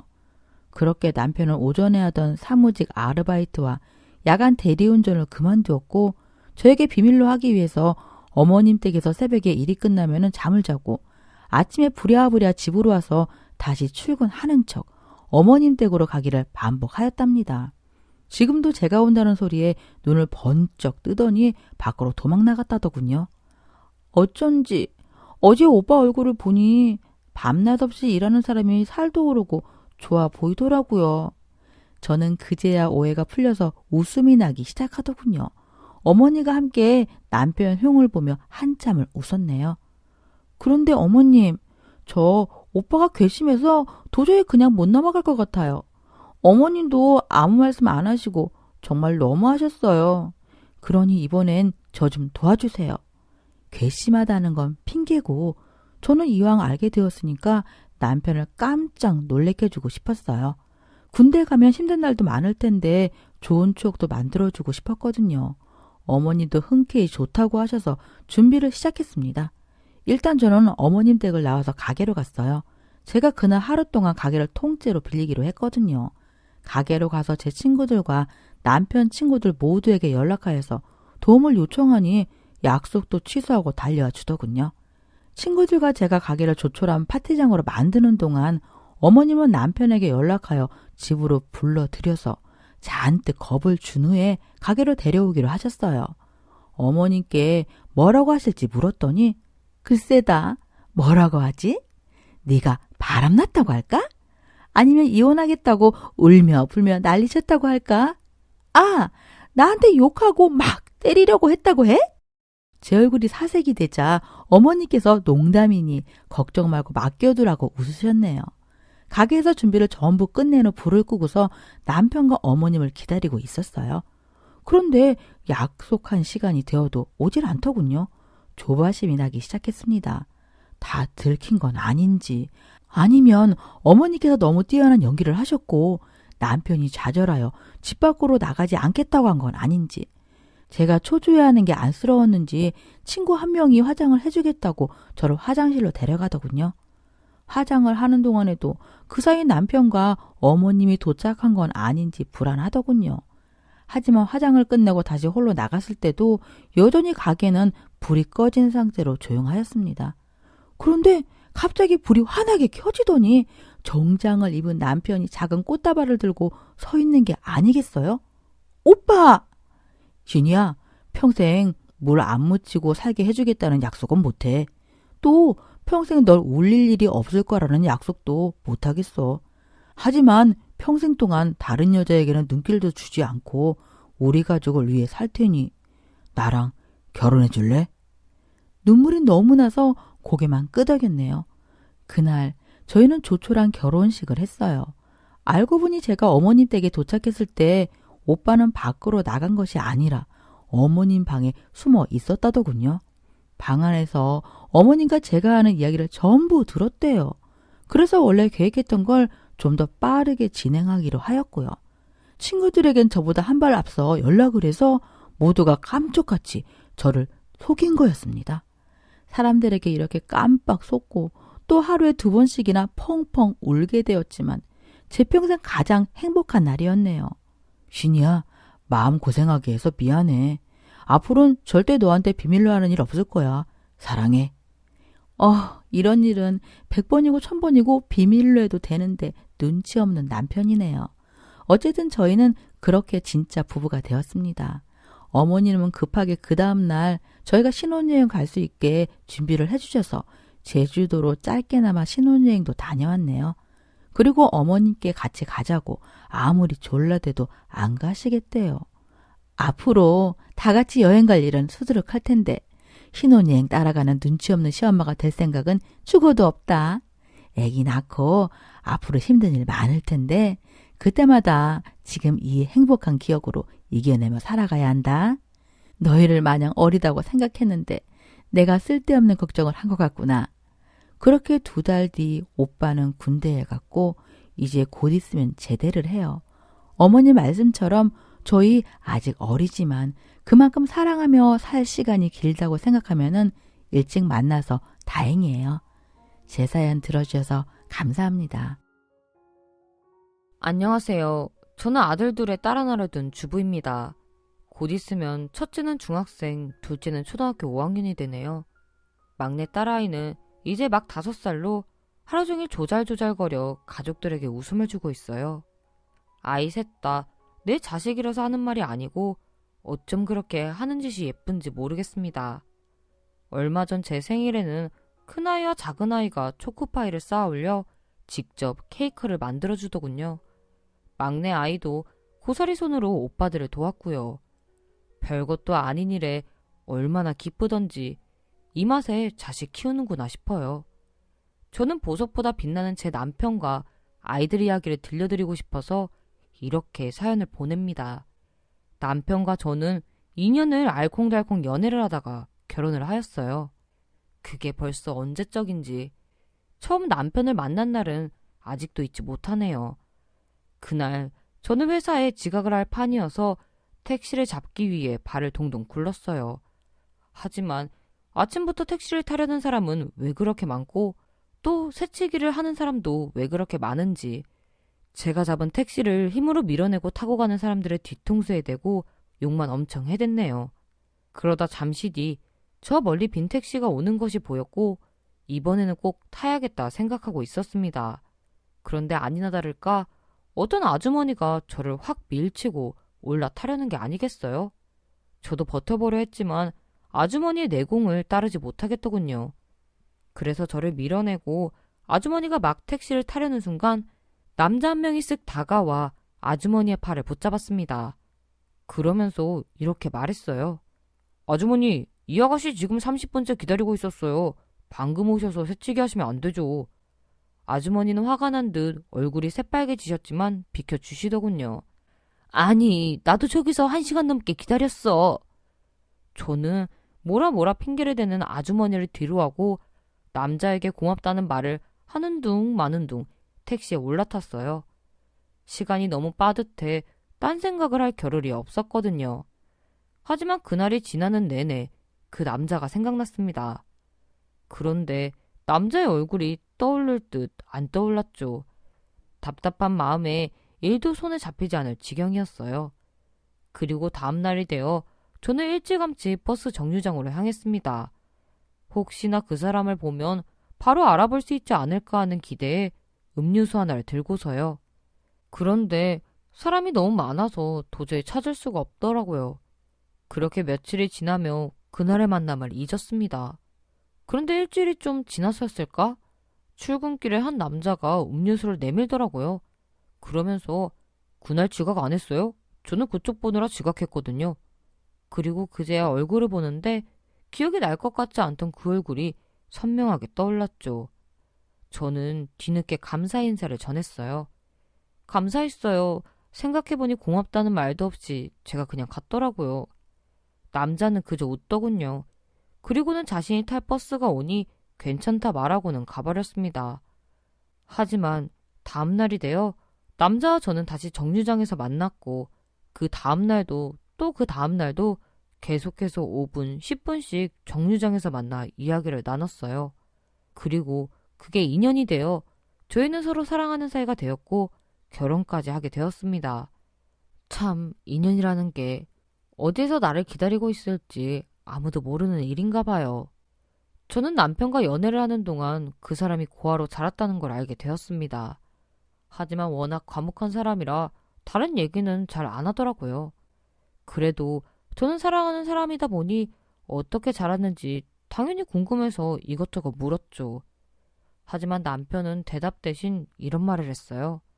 별거 없었어. 그냥 남들처럼 학교 다니고 그러다 나이가 되어서 보육원을 나와 혼자 지내게 된 거야.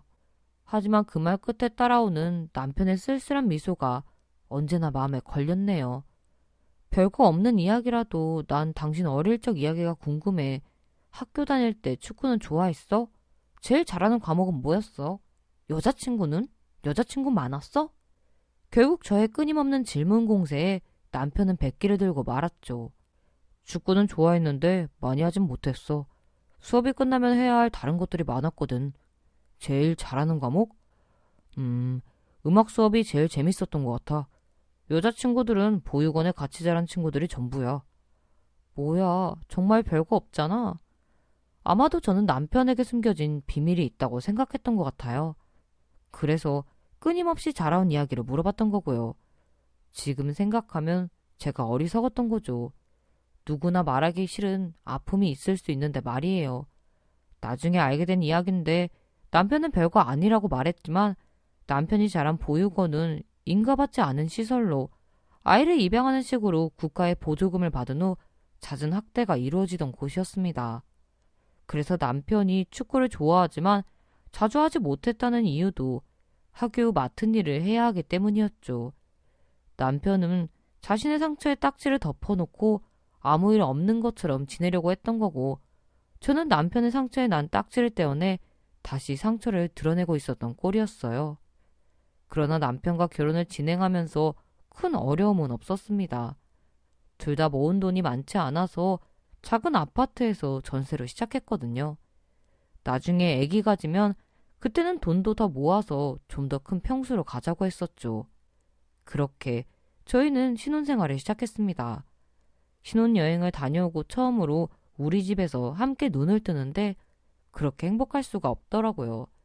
이게 꿈이 아닌가 싶기도 하고 하지만 그렇게 행복할수록 불안도 있었어요. 남편의 조용한 성격 때문이었는지 저는 어느 날 이 사람이 사라지는 건 아닌지 매 순간 어떤 불안감을 안고 살았습니다. 하지만 남편은 항상 한결같았고 오히려 옆에서 지켜보는 사람에겐 제가 더욱 불안해 보였나 봐요. 저희 부모님도 왜 그렇게 안달난 사람처럼 구냐고 가끔 뭐라고 하실 정도였거든요. 어쩌면 아무리 노력해도 아이가 생기지 않는 것도 그 이유 중 하나였을지 모르겠네요. 결혼을 하면 아이도 많이 낳아서 시끌벅적하게 살고 싶었는데 이상하게 임신이 안 되었습니다. 병원에서는 큰 문제가 없다고 하였지만 도저히 아이가 생길 기미가 보이지 않았죠. 결국 의학적인 도움을 받아야겠다 생각했을 무렵 아이를 임신하게 되었습니다. 정말 찔 듯이 기뻤어요. 그게 결혼하고 2년이 지나서거든요. 초반에는 조심해야 한다는 말에 일도 쉬면서 몸조리를 했네요. 남편도 매일 맛있는 음식을 사다 주고 또 미리부터 육아에 대해서도 공부하고 용품도 사오면서 그렇게 저희 부부는 아이와 함께할 날만을 기다렸습니다. 하지만 하늘도 무심하셔서 임신 3개월이 넘어가면서 조금씩 피가 보이더라고요. 결국 이렇다 할 원인도 없이 유산을 하고 말았죠. 그때 심정이란 말로 표현이 안 되네요. 남편도 상심이 컸지만 제가 심한 우울증세를 보이자 옆에서 힘이 돼주려 무척 애를 썼습니다. 정말 이 남자 만나게 된 것이 행운이구나 싶은 것이 저도 힘을 내야겠다는 생각에 몸을 추스리기도 전에 복직을 하였죠. 부모님과 남편 모두 반대했지만 혼자 집에만 있으니 벗어나는 것이 더욱 힘든 것 같아서 가족들을 설득했어요. 그리고 또 1년이 지나는 시간 동안 남편이나 저나 딱히 아이를 가지고 싶다는 내색을 하지 않았습니다. 차라리 솔직히 터놓고 이야기할 줄 알았어야 했지만 서로가 상처받지 않을까 조심스러웠던 것 같아요. 그리고 이쯤부터였나 남편의 태도가 이상하게 느껴지기 시작했습니다. 어느 날 남편이 고향을 다녀오겠다고 하더라고요. 하지만 남편의 고향이라고 해야 보육원이 있던 곳이고 그곳에서 남편을 기다리는 사람은 아무도 없었죠. 그래서 저는 왜? 무슨 일인데? 하며 남편에게 물어봤습니다. 추궁하려는 건 아니었지만 아내로서 그 정도는 물을 수 있다고 생각했어요. 그런데 남편이 대뜸 화를 내더라고요. 나도 몰라. 모르니까 가서 확인해 보려는 거고. 그리고 제 표정이 꽤 놀란 표정이었는지 남편이 바로 사과를 하였습니다. 미안해. 내가 그곳 얘기에 좀 예민하잖아. 당신이 한 번만 이해해줘. 일단 확인할 게 있어서 가는 거야. 오래 걸리진 않을 거지만 그래도 2, 3일은 집을 비워야 할 것 같아. 그동안 당신 혼자 지낼 수 있겠지? 며칠간 혼자 지내야 하는 저를 걱정해주는 모습에 저 또한 마음이 풀려 남편에게 나중에라도 이야기하고 싶을 때 언제라고 말해달라고 한 후 보내주었습니다. 하지만 고향에 다녀오고 나서도 남편은 아무 말이 없었죠. 그리고 더욱 쓸쓸한 표정이었고요. 그렇게 남편과 저는 조금씩 멀어졌던 것 같네요. 일단 둘 다 회사 일이 바빠진 것도 이유 중 하나였죠. 우연인지 뭔지 그 시기에 둘 다 승진을 하게 되었거든요. 그래서 처리해야 할 업무량도 더 많아졌고 초반에는 야근도 잦았기에 서로 얼굴 볼 시간도 얼마 없었습니다. 특히 저는 한동안은 주말도 없이 출근하느라 몸도 마음도 너무 힘든 시기였죠. 남편은 그런 제가 안쓰러웠는지 집안일도 혼자서 하고 친정 부모님 생신이라든지 그런 집안 행사도 혼자서 준비하더라고요. 어찌나 고맙고 미안하던지. 하지만 그런 마음과는 다르게 서로 대화가 없다 보니 오해가 쌓이는 건 일도 아니었습니다. 하루는 주말 근무를 나갔다가 오후 늦게 퇴근을 한 날이었어요. 아무래도 주말은 정규 근무 시간이 아니다 보니 출퇴근 시간이 자유롭긴 했죠. 하지만 그래도 일이 많다 보니 보통은 저녁 시간이 훨씬 지나서 퇴근을 하는데 그날은 너무 피곤해서 일찍 끝내고 들어갔습니다. 그런데 남편이 집에 없더라고요. 남편도 그렇고 저도 그렇고 약속이 생기면 꼭 얘기를 해주고 나갔거든요. 그래서 저는 남편이 잠시 슈퍼에 갔나 생각했습니다. 왜냐하면 집안에 불도 켜져 있고 이제 막 반찬도 해두었기에 별 생각 없이 그런 줄 알았죠. 그리고 너무 피곤해서 남편이 올 때까지 잠시만 눈 좀 붙이자 싶어서 침대에 누워 있었어요. 그러다 깜빡 잠이 들었죠. 그리고 다시 잠에서 깼을 때는 7시가 훌쩍 넘어 있을 때였습니다. 적어도 2~3시간은 푹 잤었나 봐요. 그래서 배도 고프고 해서 거실로 나왔는데 남편이 그때까지 오지 않았더라고요. 저는 혹여 사고라도 당한 건 아닌지 손발이 떨리는 걸 겨우 진정하고 남편한테 전화를 걸었죠. 그런데 제가 잘못 들었던 걸까요? 옆집 현관이 열리는 소리가 들리고 복도에서 남편의 핸드폰이 시끄럽게 울렸어요. 그래서 저도 얼른 현관문을 열었죠. 그랬더니 문 앞에 남편이 서 있었습니다. 저는 살짝 놀랐지만 이내 진정하고 남편에게 말했어요. 당신 언제 왔어? 출발하기 전에 전화하지 그랬어. 국 다 식었겠다. 얼른 저녁 먹자. 그랬더니 남편도 꽤 당황했는지 서두르는 기색이 역력하더라고요. 그래서 그 모습을 보고 남편에게 어디 다녀온 거야? 옆집에서 나오는 것 같던데 새로 이사 왔다고 하지 않았어? 하며 이상한 점이 꽤 많았지만 추궁하는 것처럼 보이지 않기 위해 그냥 흘려묻듯 물었습니다. 그리고 제가 편안하게 물어서 그런지 남편도 이내 편해진 듯 대답했죠. 저번 주에 새로 이사 왔어. 실수로 국을 너무 많이 끓여서 나눠주러 갔다가 애들만 있길래 좀 놀아주다 오느라 시간 가는 줄 몰랐네. 아마도 아이들과 관련된 이야기라서 남편이 당황했던 것 같아요. 제가 상처받을까봐 조심스러웠던 거죠. 애들이 몇 살이길래 애들만 두고 집을 비운 거래? 남편의 말에 의하면 초등학교 1, 2학년 정도의 아이들이라고 하더라고요. 그런데 그날 이후 희한하게도 그때까지는 한 번도 마주친 적 없는 옆집 아이들이 드물게 눈에 뜨기 시작했습니다. 수줍은 많은 아이들은 항상 손을 꼭 쥐고 다니는 형제 둘이었죠. 첫째 아이는 저를 보면 수줍게 인사를 하는데 그 동생은 형의 뒤에 슬쩍 숨어서 저를 몰래 쳐다봤어요. 그 모습이 어찌나 귀여운지 저도 친해지기 위해 꽤 애를 썼네요. 이름이 뭐야? 몇 살이야? 김지훈, 9살이요. 동생은 몇 살이야? 큰아이는 잔뜩 긴장해서도 곧잘 대답을 하였지만 어찌된 영문인지 동생은 대답을 하지 않았어요. 그저 커다란 눈을 똘망똘망 뜨고 웃을 뿐이었죠. 그리고 그렇게 며칠이 지나고 출퇴근길에 복도에서 놀고 있는 아이들을 자주 마주치게 되었습니다. 그런데 이상하게도 아이들의 부모는 단 한 번도 보질 못했죠. 가끔 옆집 문소리와 함께 하이리 또각거리는 소리는 들었지만요. 그래서 저는 남편에게 물었어요. 여보, 그런데 애들 부모는 어떤 사람이야? 당신은 만나본 적 있어? 저만한 애들이 매일 자기들끼리만 놀고 있다는 게 난 좀 이상한 것 같다.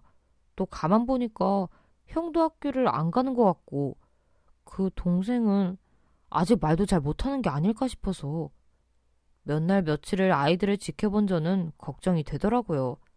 안 그래도 요새 아동학대니 뭐니 그런 사건이 많은데 아무래도 옆집 아이들도 평범하게 살고 있다는 생각이 들지 않았어요. 그래서 이대로 모른 척 넘어가서는 안 되겠다는 생각이 들어서 마침 일도 여유가 생기고 해서 일단 연차를 내고 지켜보기로 하였습니다. 남들이 보면 오지랖일지도 모르겠지만 아이들의 새까만 눈동자를 보고 있으면 너무 사랑스럽고 또 마음이 아팠거든요. 마치 남편의 어릴 적 모습이 이렇지 않았을까 하는 생각이 들었어요. 그래서 며칠 뒤 연차를 쓰고 남편을 출근시키고 난 후 복도에서 기다렸습니다. 아이들의 부모가 출근하는 것과 아이들이 등교하기를요. 하지만 집 문은 꽉 닫힌 채로 열리지 않더라고요. 그리고 그날 오전 내내 옆집에서 나는 소리에 귀를 기울였지만 어린애들이 사는 집이라고는 믿을 수 없을 만큼 조용했죠. 그래서 저는 결국 옆집으로 찾아가기로 마음을 먹었는데 빈손으로 가기는 그래서 상가로 내려가 케이크를 하나 사들고 갔어요. 그리고 옆집 현관문을 두드렸습니다. 안녕하세요. 옆집인데 아무도 안 계세요? 그런데 몇 번이나 벨을 누르고 문을 두드려도 열리지 않았죠. 그래서 포기하고 돌아가려는데 문이 열리더니 둘째가 빼꼼 고개를 내밀지 않겠어요. 지원이라고 했지 부모님 계셔? 아이는 씩 웃으며 고개를 저었습니다. 그런데 갑자기 큰아이가 동생을 휙 끌어당기며 저를 매섭게 노려보기 시작했죠. 딴에는 겁을 주려고 했던 것 같은데 웃음이 나더라고요. 그래서 저는 큰아이에게 지훈이도 집에 있었네. 아줌마가 케이크 사왔는데 아줌마 놀러 가면 안 돼? 라고 말했습니다. 역시 애는 애더군요. 경계심 가득한 눈으로 저를 들여보내 주었어요. 너희들만 있을 때 아줌마 말고 다른 사람이 찾아오면 절대 문 열어주면 안 돼. 특히 지원이 너. 저는 혹시나 아이들이 걱정되어 짐짓 엄한 목소리로 말했네요. 그런데 집안에 들어간 저는 놀라움을 금할 수 없었습니다. 집안에는 살림살이라고 할 만한 것이 거의 없었어요. 거실 한쪽에 펼쳐진 채 밀어둔 이불과 가스버너, 그리고 아이들의 옷은 이사 온 지 한 달여가 되었는데 열려있는 캐리어에 대충 담겨 있었죠. 어른의 흔적이라고는 벗어둔 하이힐 몇 개가 전부였습니다. 너희 부모님 안 계셔? 이건 누구 신발이야? 아이들만 지낸 지 꽤 되어 보이더라고요. 하지만 제 물음에 겁을 집어먹었는지 아이들은 대답 대신 울음을 터뜨렸죠. 그래서 저는 아줌마가 너희 혼내는 거 아니야. 아줌마는 혹시 너희를 도와줄 일이 없는지 그걸 알아보려고 그러는 거야. 울지 마, 응? 하고 달래보았으나 결국 아이들이 너무 서럽게 울어대는 통에 더 이상 묻지 못했습니다. 그날 저는 집안 청소며 반찬 등을 해주고 집으로 돌아왔어요. 그리고 퇴근하고 돌아온 남편에게 그날의 일을 이야기해 주었죠. 남편은 꽤나 놀란 눈치더라고요. 그러나 곧 너무 깊게 관여하진 마. 곧 이사 가려고 그런지도 모르잖아. 하고 제게 말했죠. 하지만 저는 남편에게 그렇다 하더라도 애들끼리 매일 컵라면이나 먹고 있는 건 문제가 있다고 생각되지 않아? 당장은 좀 더 지켜볼 생각이지만 계속해서 아이들이 방치된다고 여겨지면 그땐 신고할 거야. 라고 말하며 옆집을 더욱 주시했습니다. 그리고 한동안 출근 전 퇴근 후 그 집으로 가서 아이들을 챙기기 시작했죠. 그런데 어느 날 부동산에서 전화가 오더라고요. 안녕하세요. 여기 태양 부동산인데 남편분 계신가 해서요. 오늘 집 보겠다는 사람이 있는데 전화를 안 받으셔가지고요. 혹시 누가 집에 있나요? 오후 3시쯤 들릴 예정인데. 네? 저희 집 안 내놨는데 그게 무슨 말씀이세요? 연미아파트 201동 1205호 김지한 씨 아니세요? 뭔가 이상한 일이 일어나기 시작했죠. 부동산 아저씨가 말한 주소는 저희 옆집, 그 아이들이 사는 집 호수였거든요. 또 김재환은 제 남편 이름이었고요. 하지만 이상한 일은 그걸로 끝이 아니었습니다. 퇴근하고 집으로 가니 남편이 벌써 퇴근을 하여 저녁을 준비하고 있더라고요. 저는 어떻게 말을 꺼내야 할지 도무지 떠오르지 않아서 최대한 아무렇지 않은 척 입을 열었습니다. 오늘 일찍 끝났어? 빨리 왔네. 무슨 일 있는 건 아니지? 잔뜩 긴장한 저와는 달리 남편은 아주 편안해 보였어요. 그런데 그때 옆집 문소리가 들리더니 여자 하이힐 소리가 들리기 시작했죠. 언제 집으로 돌아왔는진 모르겠지만 외출을 하는 것 같더라고요. 그리고 남편은 구두 소리에 잠깐 멈칫하는 것 같더니 곧이어 콧노래를 부르기 시작했습니다. 저는 그런 남편을 뒤로하고 옷을 갈아입으려고 방으로 들어갔어요. 그런데 그 순간 남편의 양복 주머니에 흰 봉투 하나가 눈에 들어왔죠. 그리고 머리보다 빠른 손은 안 된다는 생각을 미처 끝내기도 전에 먼저 봉투를 펼치고 있었습니다. 흰 종이에는 옆집 아이들의 친권을 포기한다는 아이들의 엄마의 포기각서가 적혀 있었어요. 그제야 모든 것이 딱 맞물리기 시작했죠. 저는 남편이 고향에 내려가서 결혼 전 만나던 여자를 만나 둘 사이의 아이들을 데려왔다고 생각했습니다. 게다가 다른 곳도 아니고 저희 바로 옆집에 가족들을 들여다 놓고 저를 속였다고 생각했죠. 결국 봉투 속 내용을 확인한 저는 미친 사람처럼 거실로 뛰쳐나갔어요. 그리고 흥분을 가라앉히지 못하고 제가 생각했던 부분에 대해서 따지기 시작했죠. 당신 이거 뭐야? 이게 무슨 소리야? 당신 결혼 전에 애도 있었어? 그걸 왜 얘기 안 한 거야? 그래, 그건 그렇다 쳐. 근데 그 여자를 나 몰래 옆집으로 데려와서 살림을 차려? 오늘 부동산에서 나한테 전화 왔었어. 옆집 당신이 얻은 거라며? 그런데 제가 너무 미쳐서 눈에 뵈는 게 없었나 봐요. 옆집 아이들, 아니 남편과 전처 사이에 아이들이 식탁에 앉아 있더라고요. 그리고 제가 고래고래 소리를 지르니 잔뜩 주눅든 얼굴로 두 아이는 소리 없게 울기 시작했습니다. 당황한 저는 일단 아이들을 달랬어요. 그리고 한참을 어르고 달래는데 남편은 팔짱을 끼고 저를 보며 코웃음을 치더라고요. 그래서 아이들이 진정하고 나자 TV를 틀어주며 잠깐 보고 있으라고 했습니다. 아줌마랑 아저씨는 잠깐 할 이야기가 있으니까 TV 보고 있어. 금방 얘기 끝나고 밥 먹자. 그리고는 남편을 데리고 안방으로 들어갔어요. 방문을 닫고 남편을 보는데 눈물이 나려고 하더라고요. 내가 여태 불안해하던 그 감정이 이거였나 싶은 것이 분명 서로 사랑한다고 믿고 있었는데 아이들 장난이었나 싶었습니다. 그런데 아무 말 없이 바라보던 남편이 저를 덥석 안는 것이 아니겠어요? 이게 뭐 하는 짓이야? 놔! 내가 지금 장난하는 것 같아? 나 당신이랑 이혼할 거야. 놓으라고! 저는 남편에게 소리 지르며 거세게 저항했지만 그럴수록 남편은 저를 더 꽉 안아주었습니다. 그리고는 한술 더 떠서 사랑한다고 계속 이야기했죠. 저는 남편 품에서 발버둥 치다가 힘으로 빠져나갈 수 없다는 걸 깨닫고는 가만히 있었네요. 그러니 그제야 남편이 절 놓아주더라고요. 이제 좀 진정이 됐어? 내 얘기 들어볼 수 있겠어? 남편은 제가 진정하길 기다렸다가 이야기를 꺼내기 시작했습니다. 그리고 그날 남편은 평소에 하지 않던 어릴 적 이야기를 전부 해주었어요. 그리고 그 속엔 저는 알지 못했던 남편의 가장 친한 친구 이야기도 있었죠. 도망치듯 보육원을 나온 남편과 달리 친구는 성인이 되어서도 그곳에 남았대요. 결국 과거를 잊고 싶어 했던 남편과는 자연스럽게 멀어지게 된 것이었죠. 그런데 얼마 전에 친구가 죽었다는 연락을 받았어. 남편이 고향을 다녀온다던 그때였습니다. 그리고 남편은 그곳에서 친구와 살림을 차린 같은 보육원 출신의 여자와 둘 사이의 아이들을 만났다고 했죠. 그런데 아이들은 얼마나 방치되어 있었던지 꼴이 말이 아니었고 여자는 자기 몸 치장하는 것에만 관심이 있었대요.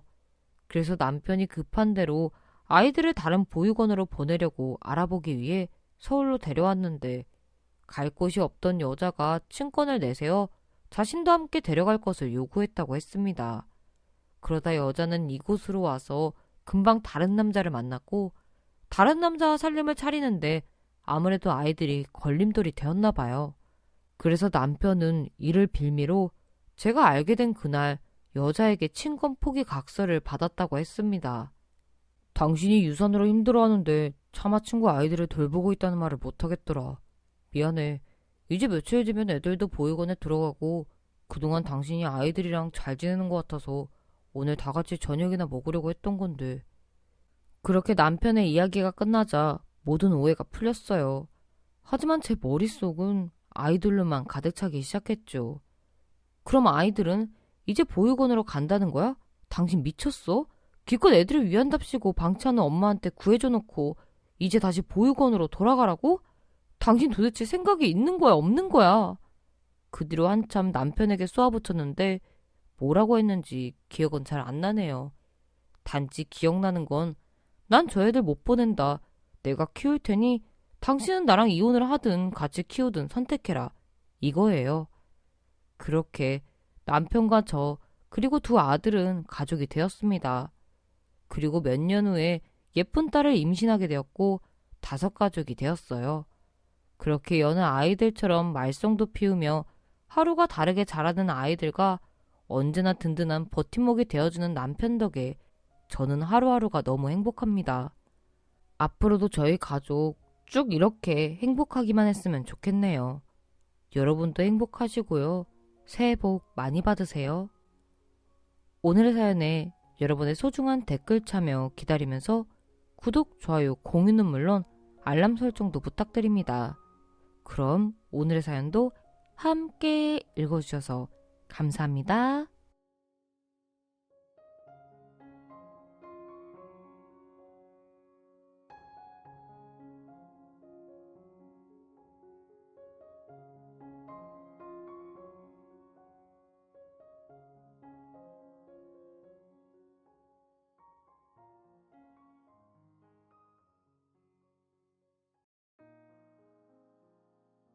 안녕하세요. 종합병원 응급실에서 한때 간호사로 근무했던 30대 초반의 주부입니다. 지금은 간호사를 그만두고 전업주부로 가사를 담당하고 있어요. 그리고 제가 들려드릴 사연은 간호사를 그만두게 만든 아주 끔찍하고 황당한 사건입니다. 1년 전쯤, 그러니까 초겨울이었어요. 그때는 응급실 야간 근무를 하고 있었죠. 당시 결혼한 지 2년 정도 지났는데 아이는 없었습니다. 종합병원 간호사 업무가 워낙 강도가 높은데 그 중에서도 응급실은 정말 다른 데보다 일이 많았죠. 주 야간 교대 근무를 해야 하고 늘 일손이 부족해서 제가 임신을 하고 휴직을 하면 그만큼 동료들이 힘들어지거든요. 그래서 결혼을 했어도 임신을 한다는 건 곧 직장을 그만두어야 했습니다. 어렸을 때는 나이팅게일, 백의의 천사 등 간호사를 온갖 미사역으로 표현해서 저도 막연하게 동경하게 됐고 그래서 간호사가 되었는데 현실은 정말 힘들었죠. 주간 근무를 하는 건 그나마 좀 덜 바쁜데 야간 근무는 정말 힘들었어요. 주간에는 아주 위급한 환자 아니면 응급실에 오지 않는데 야간에는 일반 진료를 보지 않아 별의별 환자들이 다 몰려들었거든요. 특히 술 마시다가 싸움이 나서 오는 환자들이 있는데 그런 환자들은 온갖 진상이란 진상은 다 부릴 때가 많았습니다. 제가 근무했던 병원은 지방에 있었는데 몇 개군에 걸쳐 유일하게 응급실이 있는 병원이었어요. 겨울이라 밤에 도로가 얼게 되면 교통사고를 당한 환자들이 종종 오곤 했죠. 그러던 어느 날 여느 때처럼 주말 야간 당직을 서고 있는데 119 구급차가 들어왔습니다. 그리고 교통사고를 당한 환자들을 데리고 왔죠. 환자는 두 사람이었는데 30대 환자와 여자 환자였어요. 그런데 특이하게 남자 환자가 침대에 실려 들어오면서 이상한 소리를 질렀습니다. 이 병원은 안 돼요. 안 돼. 다른 병원 가주세요. 꽤 많이 다친 것 같은데 이상한 소리를 한다 싶었죠. 선생님, 응급센터는 여기밖에 없습니다. 구급대원이 그렇게 말하는데도 남자 환자는 울부짖으며 다른 병원으로 가야 한다고 조르더라고요. 그래서 별 희한한 진상 환자다 싶었는데 환자가 있는 곳으로 달려가 보니까 글쎄 그 환자는 다른 사람이 아니라 바로 제 남편이었죠. 여보! 제가 놀라 남편을 부르자 남편은 황급하게 담요로 자기 얼굴을 가렸어요. 그리고 옆에 있던 당직 의사 선생님이 땡땡 선생 부근이에요? 라고 물었죠. 그래서 일단 그렇다고 했는데 남편은 당직 의사 선생님이 얼굴에 출혈이 있으니 상태를 봐야 한다면서 담요를 치우라고 하는데도 한동안 담요를 꼭 붙들고 자기 얼굴을 가리고 있었습니다. 그래서 제가 남편에게 다가가 여보 왜 이래 치료해야 돼 라고 이야기한 뒤 당직 선생님과 거의 강제로 담요를 벗겨냈죠. 그러자 남편이 마지못해 담요에서 손을 떼고선 제 눈을 마주치지 못하고 고개를 돌렸습니다. 저는 같이 온 여자 환자를 봤어요. 머리를 많이 다쳤더라고요. 머리카락이며 얼굴이 온통 피범벅이었죠. 그런데 자세히 보니까 아는 얼굴이더라고요. 그 여자는 우리 동네에서 카페를 운영하는 사장이었죠. 그러니까 둘이 같이 차를 타고 오다가 교통사고를 당한 거예요. 저는 둘이 무슨 일로 차를 같이 탔을까 싶었지만 뭐 우연히 그럴 수도 있겠다 생각했죠. 남편의 상처가 교통사고로는 도저히 날 수 없는 상처가 아니었다면 말이에요. 구급대원은 저희에게 간략하게 사고 정황을 설명했습니다. 차가 빙판길에 미끄러져서 축대를 들이받았다네요. 단독사고라서 다행히 다른 피해 차량은 없었죠. 그리고 여자 환자는 머리 뒷부분에 상처를 입었고 목과 어깨 쪽 골절이 의심된다고 했습니다. 제 남편은 이마 코에 주로 상처를 입었죠. 아마도 차가 부딪힐 때 핸들에 얼굴을 박은 것 같았어요. 그런데 구급대원은 마지막으로 다친 부위를 말하면서 다소 머뭇거렸습니다. 제 눈치를 보더라고요. 환자가 제 남편이란 걸 알고서 말이에요.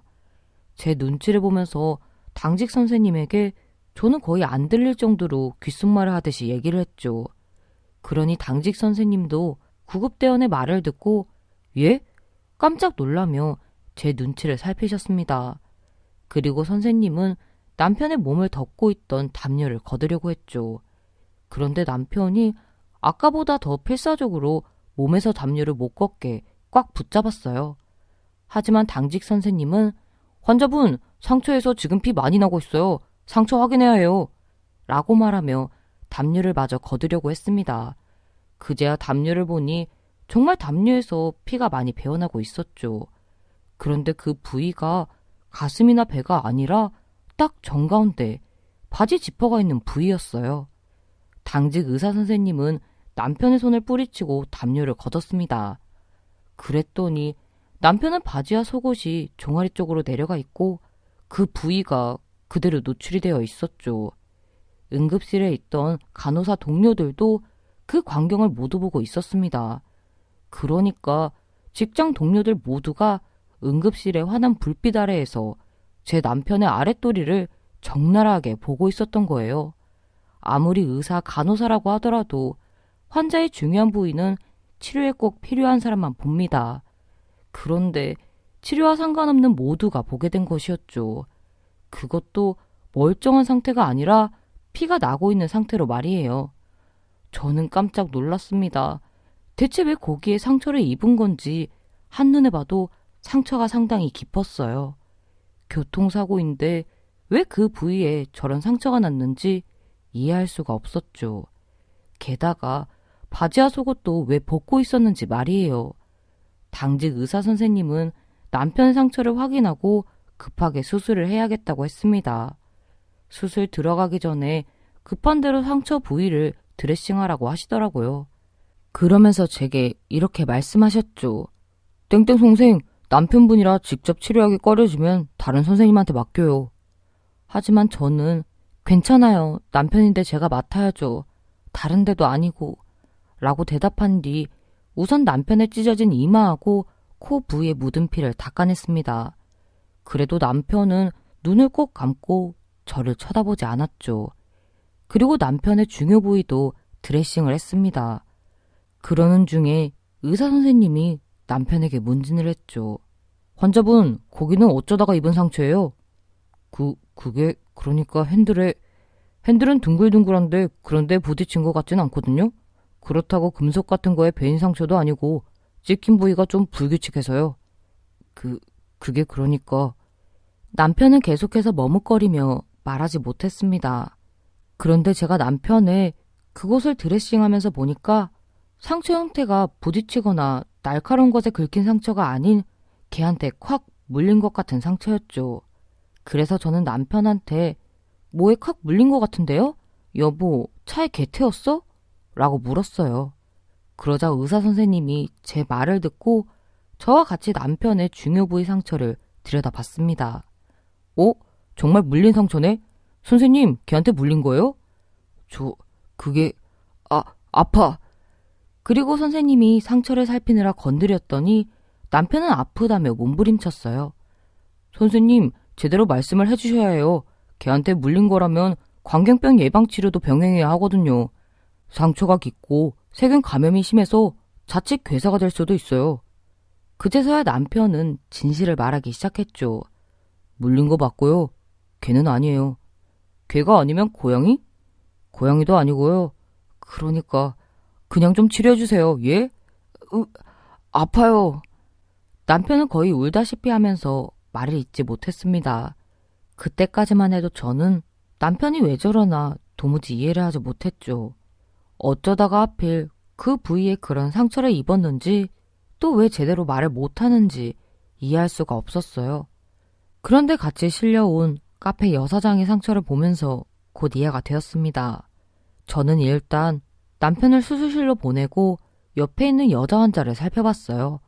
카페 여사장은 신음소리만 낼 뿐 눈도 못 뜨고 정신도 제대로 못 차리는 상태였죠.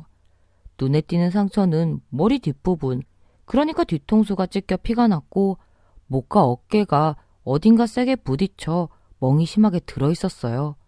그리고 심하진 않았지만 뇌진탕 증세도 좀 있었습니다. 카페 여사장의 상처도 일반적인 교통사고의 부상과는 조금 달랐죠. 보통은 측면에서 부딪혔거나 차가 전복되지 않는 이상 앞쪽에 상처를 입어요. 그런데 카페 여사장의 상처는 머리부터 주로 뒤쪽에 상처를 입었거든요. 좌석에서 거꾸로 앉아있지 않는 이상 나기 힘든 상처였죠. 그제야 저는 남편의 교통사고 정황이 머릿속에서 그려졌습니다. 두 사람은 운전석과 조수석에 안전벨트를 하고 안전하게 운행을 했던 게 아니에요. 빙판길에 미끄러지면서 축대를 들이받았어도 안전벨트를 매고 정상적으로 운전을 했다면 그렇게 크게 상처를 입지 않았을 겁니다. 그러나 두 사람은 안전벨트도 하지 않은 채 남편은 바지와 속옷을 종아리 있는 데까지 벗고 있었고 카페 여사장은 조수석에서 운전석 쪽으로 몸을 숙여 핸들 아래 얼굴을 파묻고 있었다가 갑자기 쾅하고 충돌을 한 거였죠.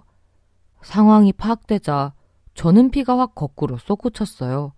남편이 딴 여자랑 바람을 피우는 것도 화가 나고 그런 사실이 제가 일하는 병원 식구들에게 모두 알려져서 창피하고 남편에 깨물려서 너덜너덜해진 그곳이 모두에게 보여진 것도 너무 민망했죠. 그래서 저는 동료 간호사 선생님한테 남편 수술 어시스턴트를 부탁하고 화장실로 갔어요. 그리고 화장실에서 소리도 못 내고 눈물만 펑펑 쏟았습니다. 남편하고 카페 여사장이 교통사고를 당해 흘린 피보다도 더 많은 눈물을 흘렸죠. 얼마나 울었는지 눈이 팅팅 붓고 눈알이 토끼 눈처럼 아주 빨개졌더라고요. 그렇게 울고 나서 응급실로 돌아왔는데 잠시 후에 당직 의사 선생님이 수술을 마치고 나오셨습니다. 그리고 제게 오더니 수술 경과를 말씀해 주시기 시작했죠. 땡땡 선생, 남편분 수술은 잘 됐어. 상처 봉합하고 항생제 놨으니까 상처가 불규칙해서 아물더라도 흉터가 좀 안 좋게 날 거야. 하지만 저는 수술 경과를 듣고 눈물을 감추며 그 인간 그냥 확 잘라버리지 뭐하러 봉합을 해주셨어요. 그냥 피 철철 흘리면서 죽게 내버려두지 뭐하러 살려요. 예? 라고 이야기했죠. 그 당시에는 의료인이라는 신분보다는 바람을 피운 남편을 둔 불쌍한 아내의 심정으로 의사 선생님께 아무 말이나 막 퍼부었어요. 그러자 의사 선생님이 그런 저를 안아주면서 말씀하셨죠. 땡땡 선생, 오늘은 그만 퇴근해요. 마음 많이 상했을 텐데 집에 일찍 가서 좀 쉬어요. 그날 저는 당직 의사 선생님의 배려로 일찍 집에 왔습니다. 그런데 집에 와서 잠을 자려고 해도 잠이 오질 않더라고요. 눈을 뜨고 있어도 눈물이 쏟아지고 눈을 감고 있어도 눈물이 흘렸죠. 그래서 다음날 병원에 다시 출근을 했습니다. 동료들은 그냥 며칠 쉬다 오지 왜 바로 출근을 했냐고 위로해 주더라고요. 그런데 그 위로가 그렇게 편하진 않았죠. 저를 생각해 주는 것처럼 대했지만 뭔가 속으로 저를 비웃고 있는 거 아닐까 하는 생각이 들더라고요. 입장 바꿔서 생각해보면 제 동료 중 누군가가 저와 같은 일을 당하게 되면 뒤에서 저도 엄청 입방아를 찧었을 거예요. 누구 남편이 내 언니랑 차를 타고 가면서 글쎄 더러운 짓을 하다가 사고를 당했다며 뒷담화를 했을 겁니다. 당사자 앞에서는 세상 착한 척 위로해주고요. 그런 생각이 드니까 정말 미치겠더라고요. 하지만 그 동료들이 무슨 잘못이겠습니까?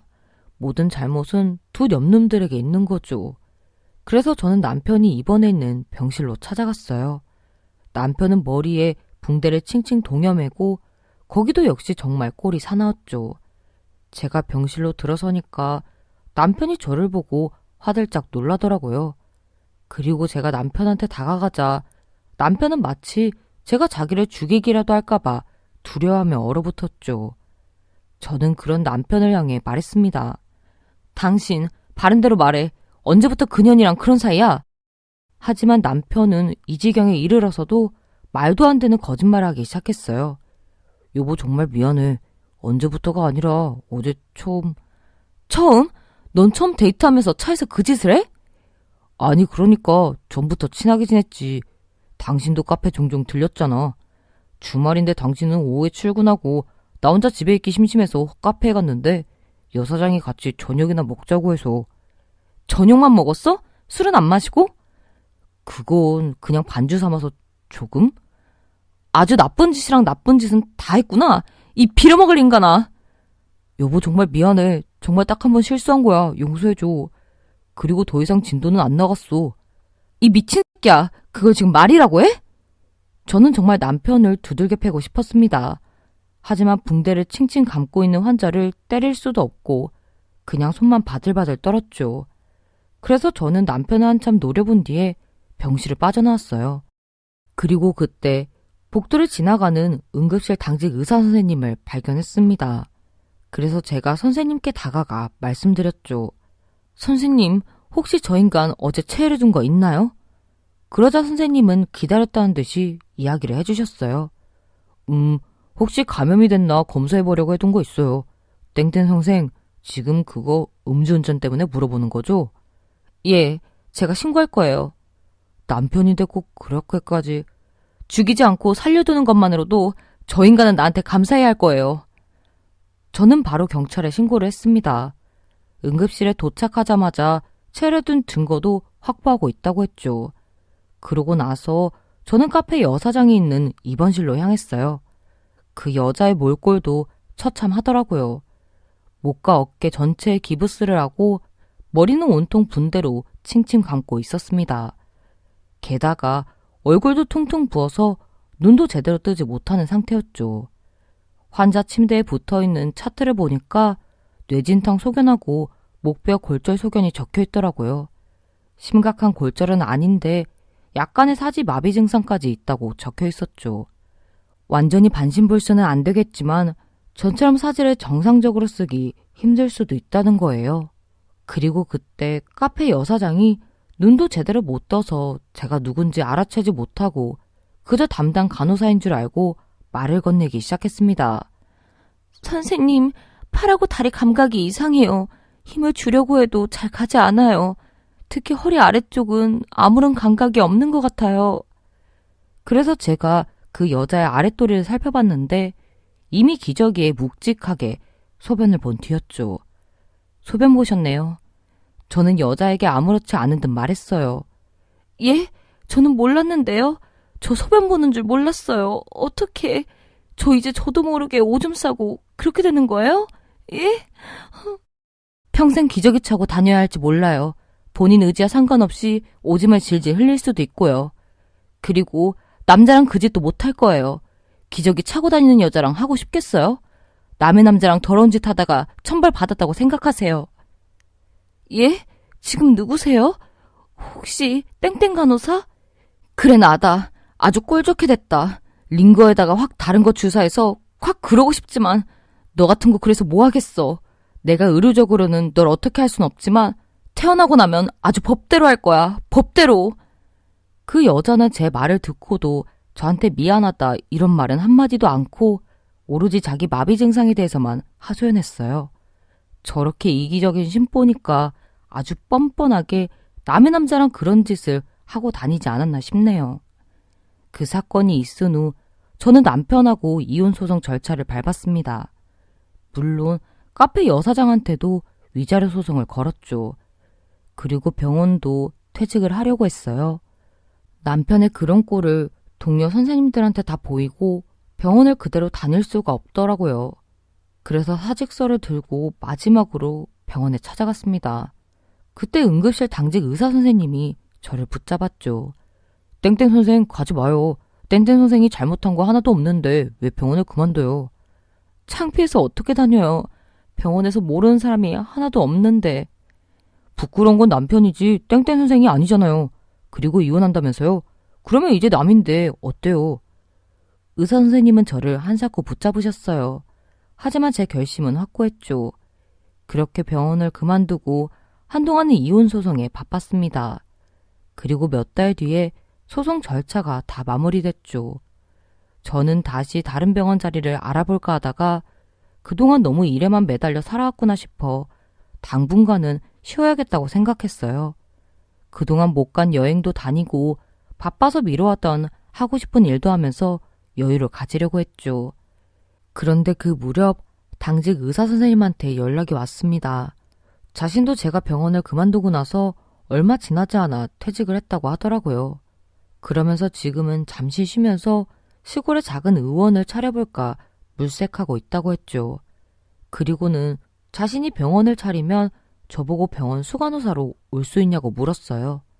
저는 간호사 일을 계속 해야 할지 직업을 아예 다른 거로 바꿔야 할지 고민 중이라고 했죠. 그랬더니 저보고 만나줄 수 있냐고 하더라고요. 저는 그래서 별 생각 없이 의사 선생님과 약속을 잡았습니다. 의사 선생님과 처음으로 의사와 간호사가 아닌 상태로 저녁을 같이 먹게 된 거였죠.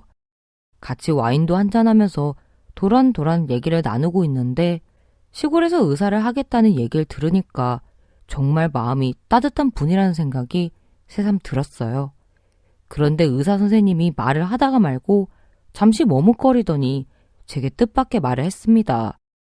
땡땡 선생, 아니 땡땡씨, 사실 전부터 좋아했어요.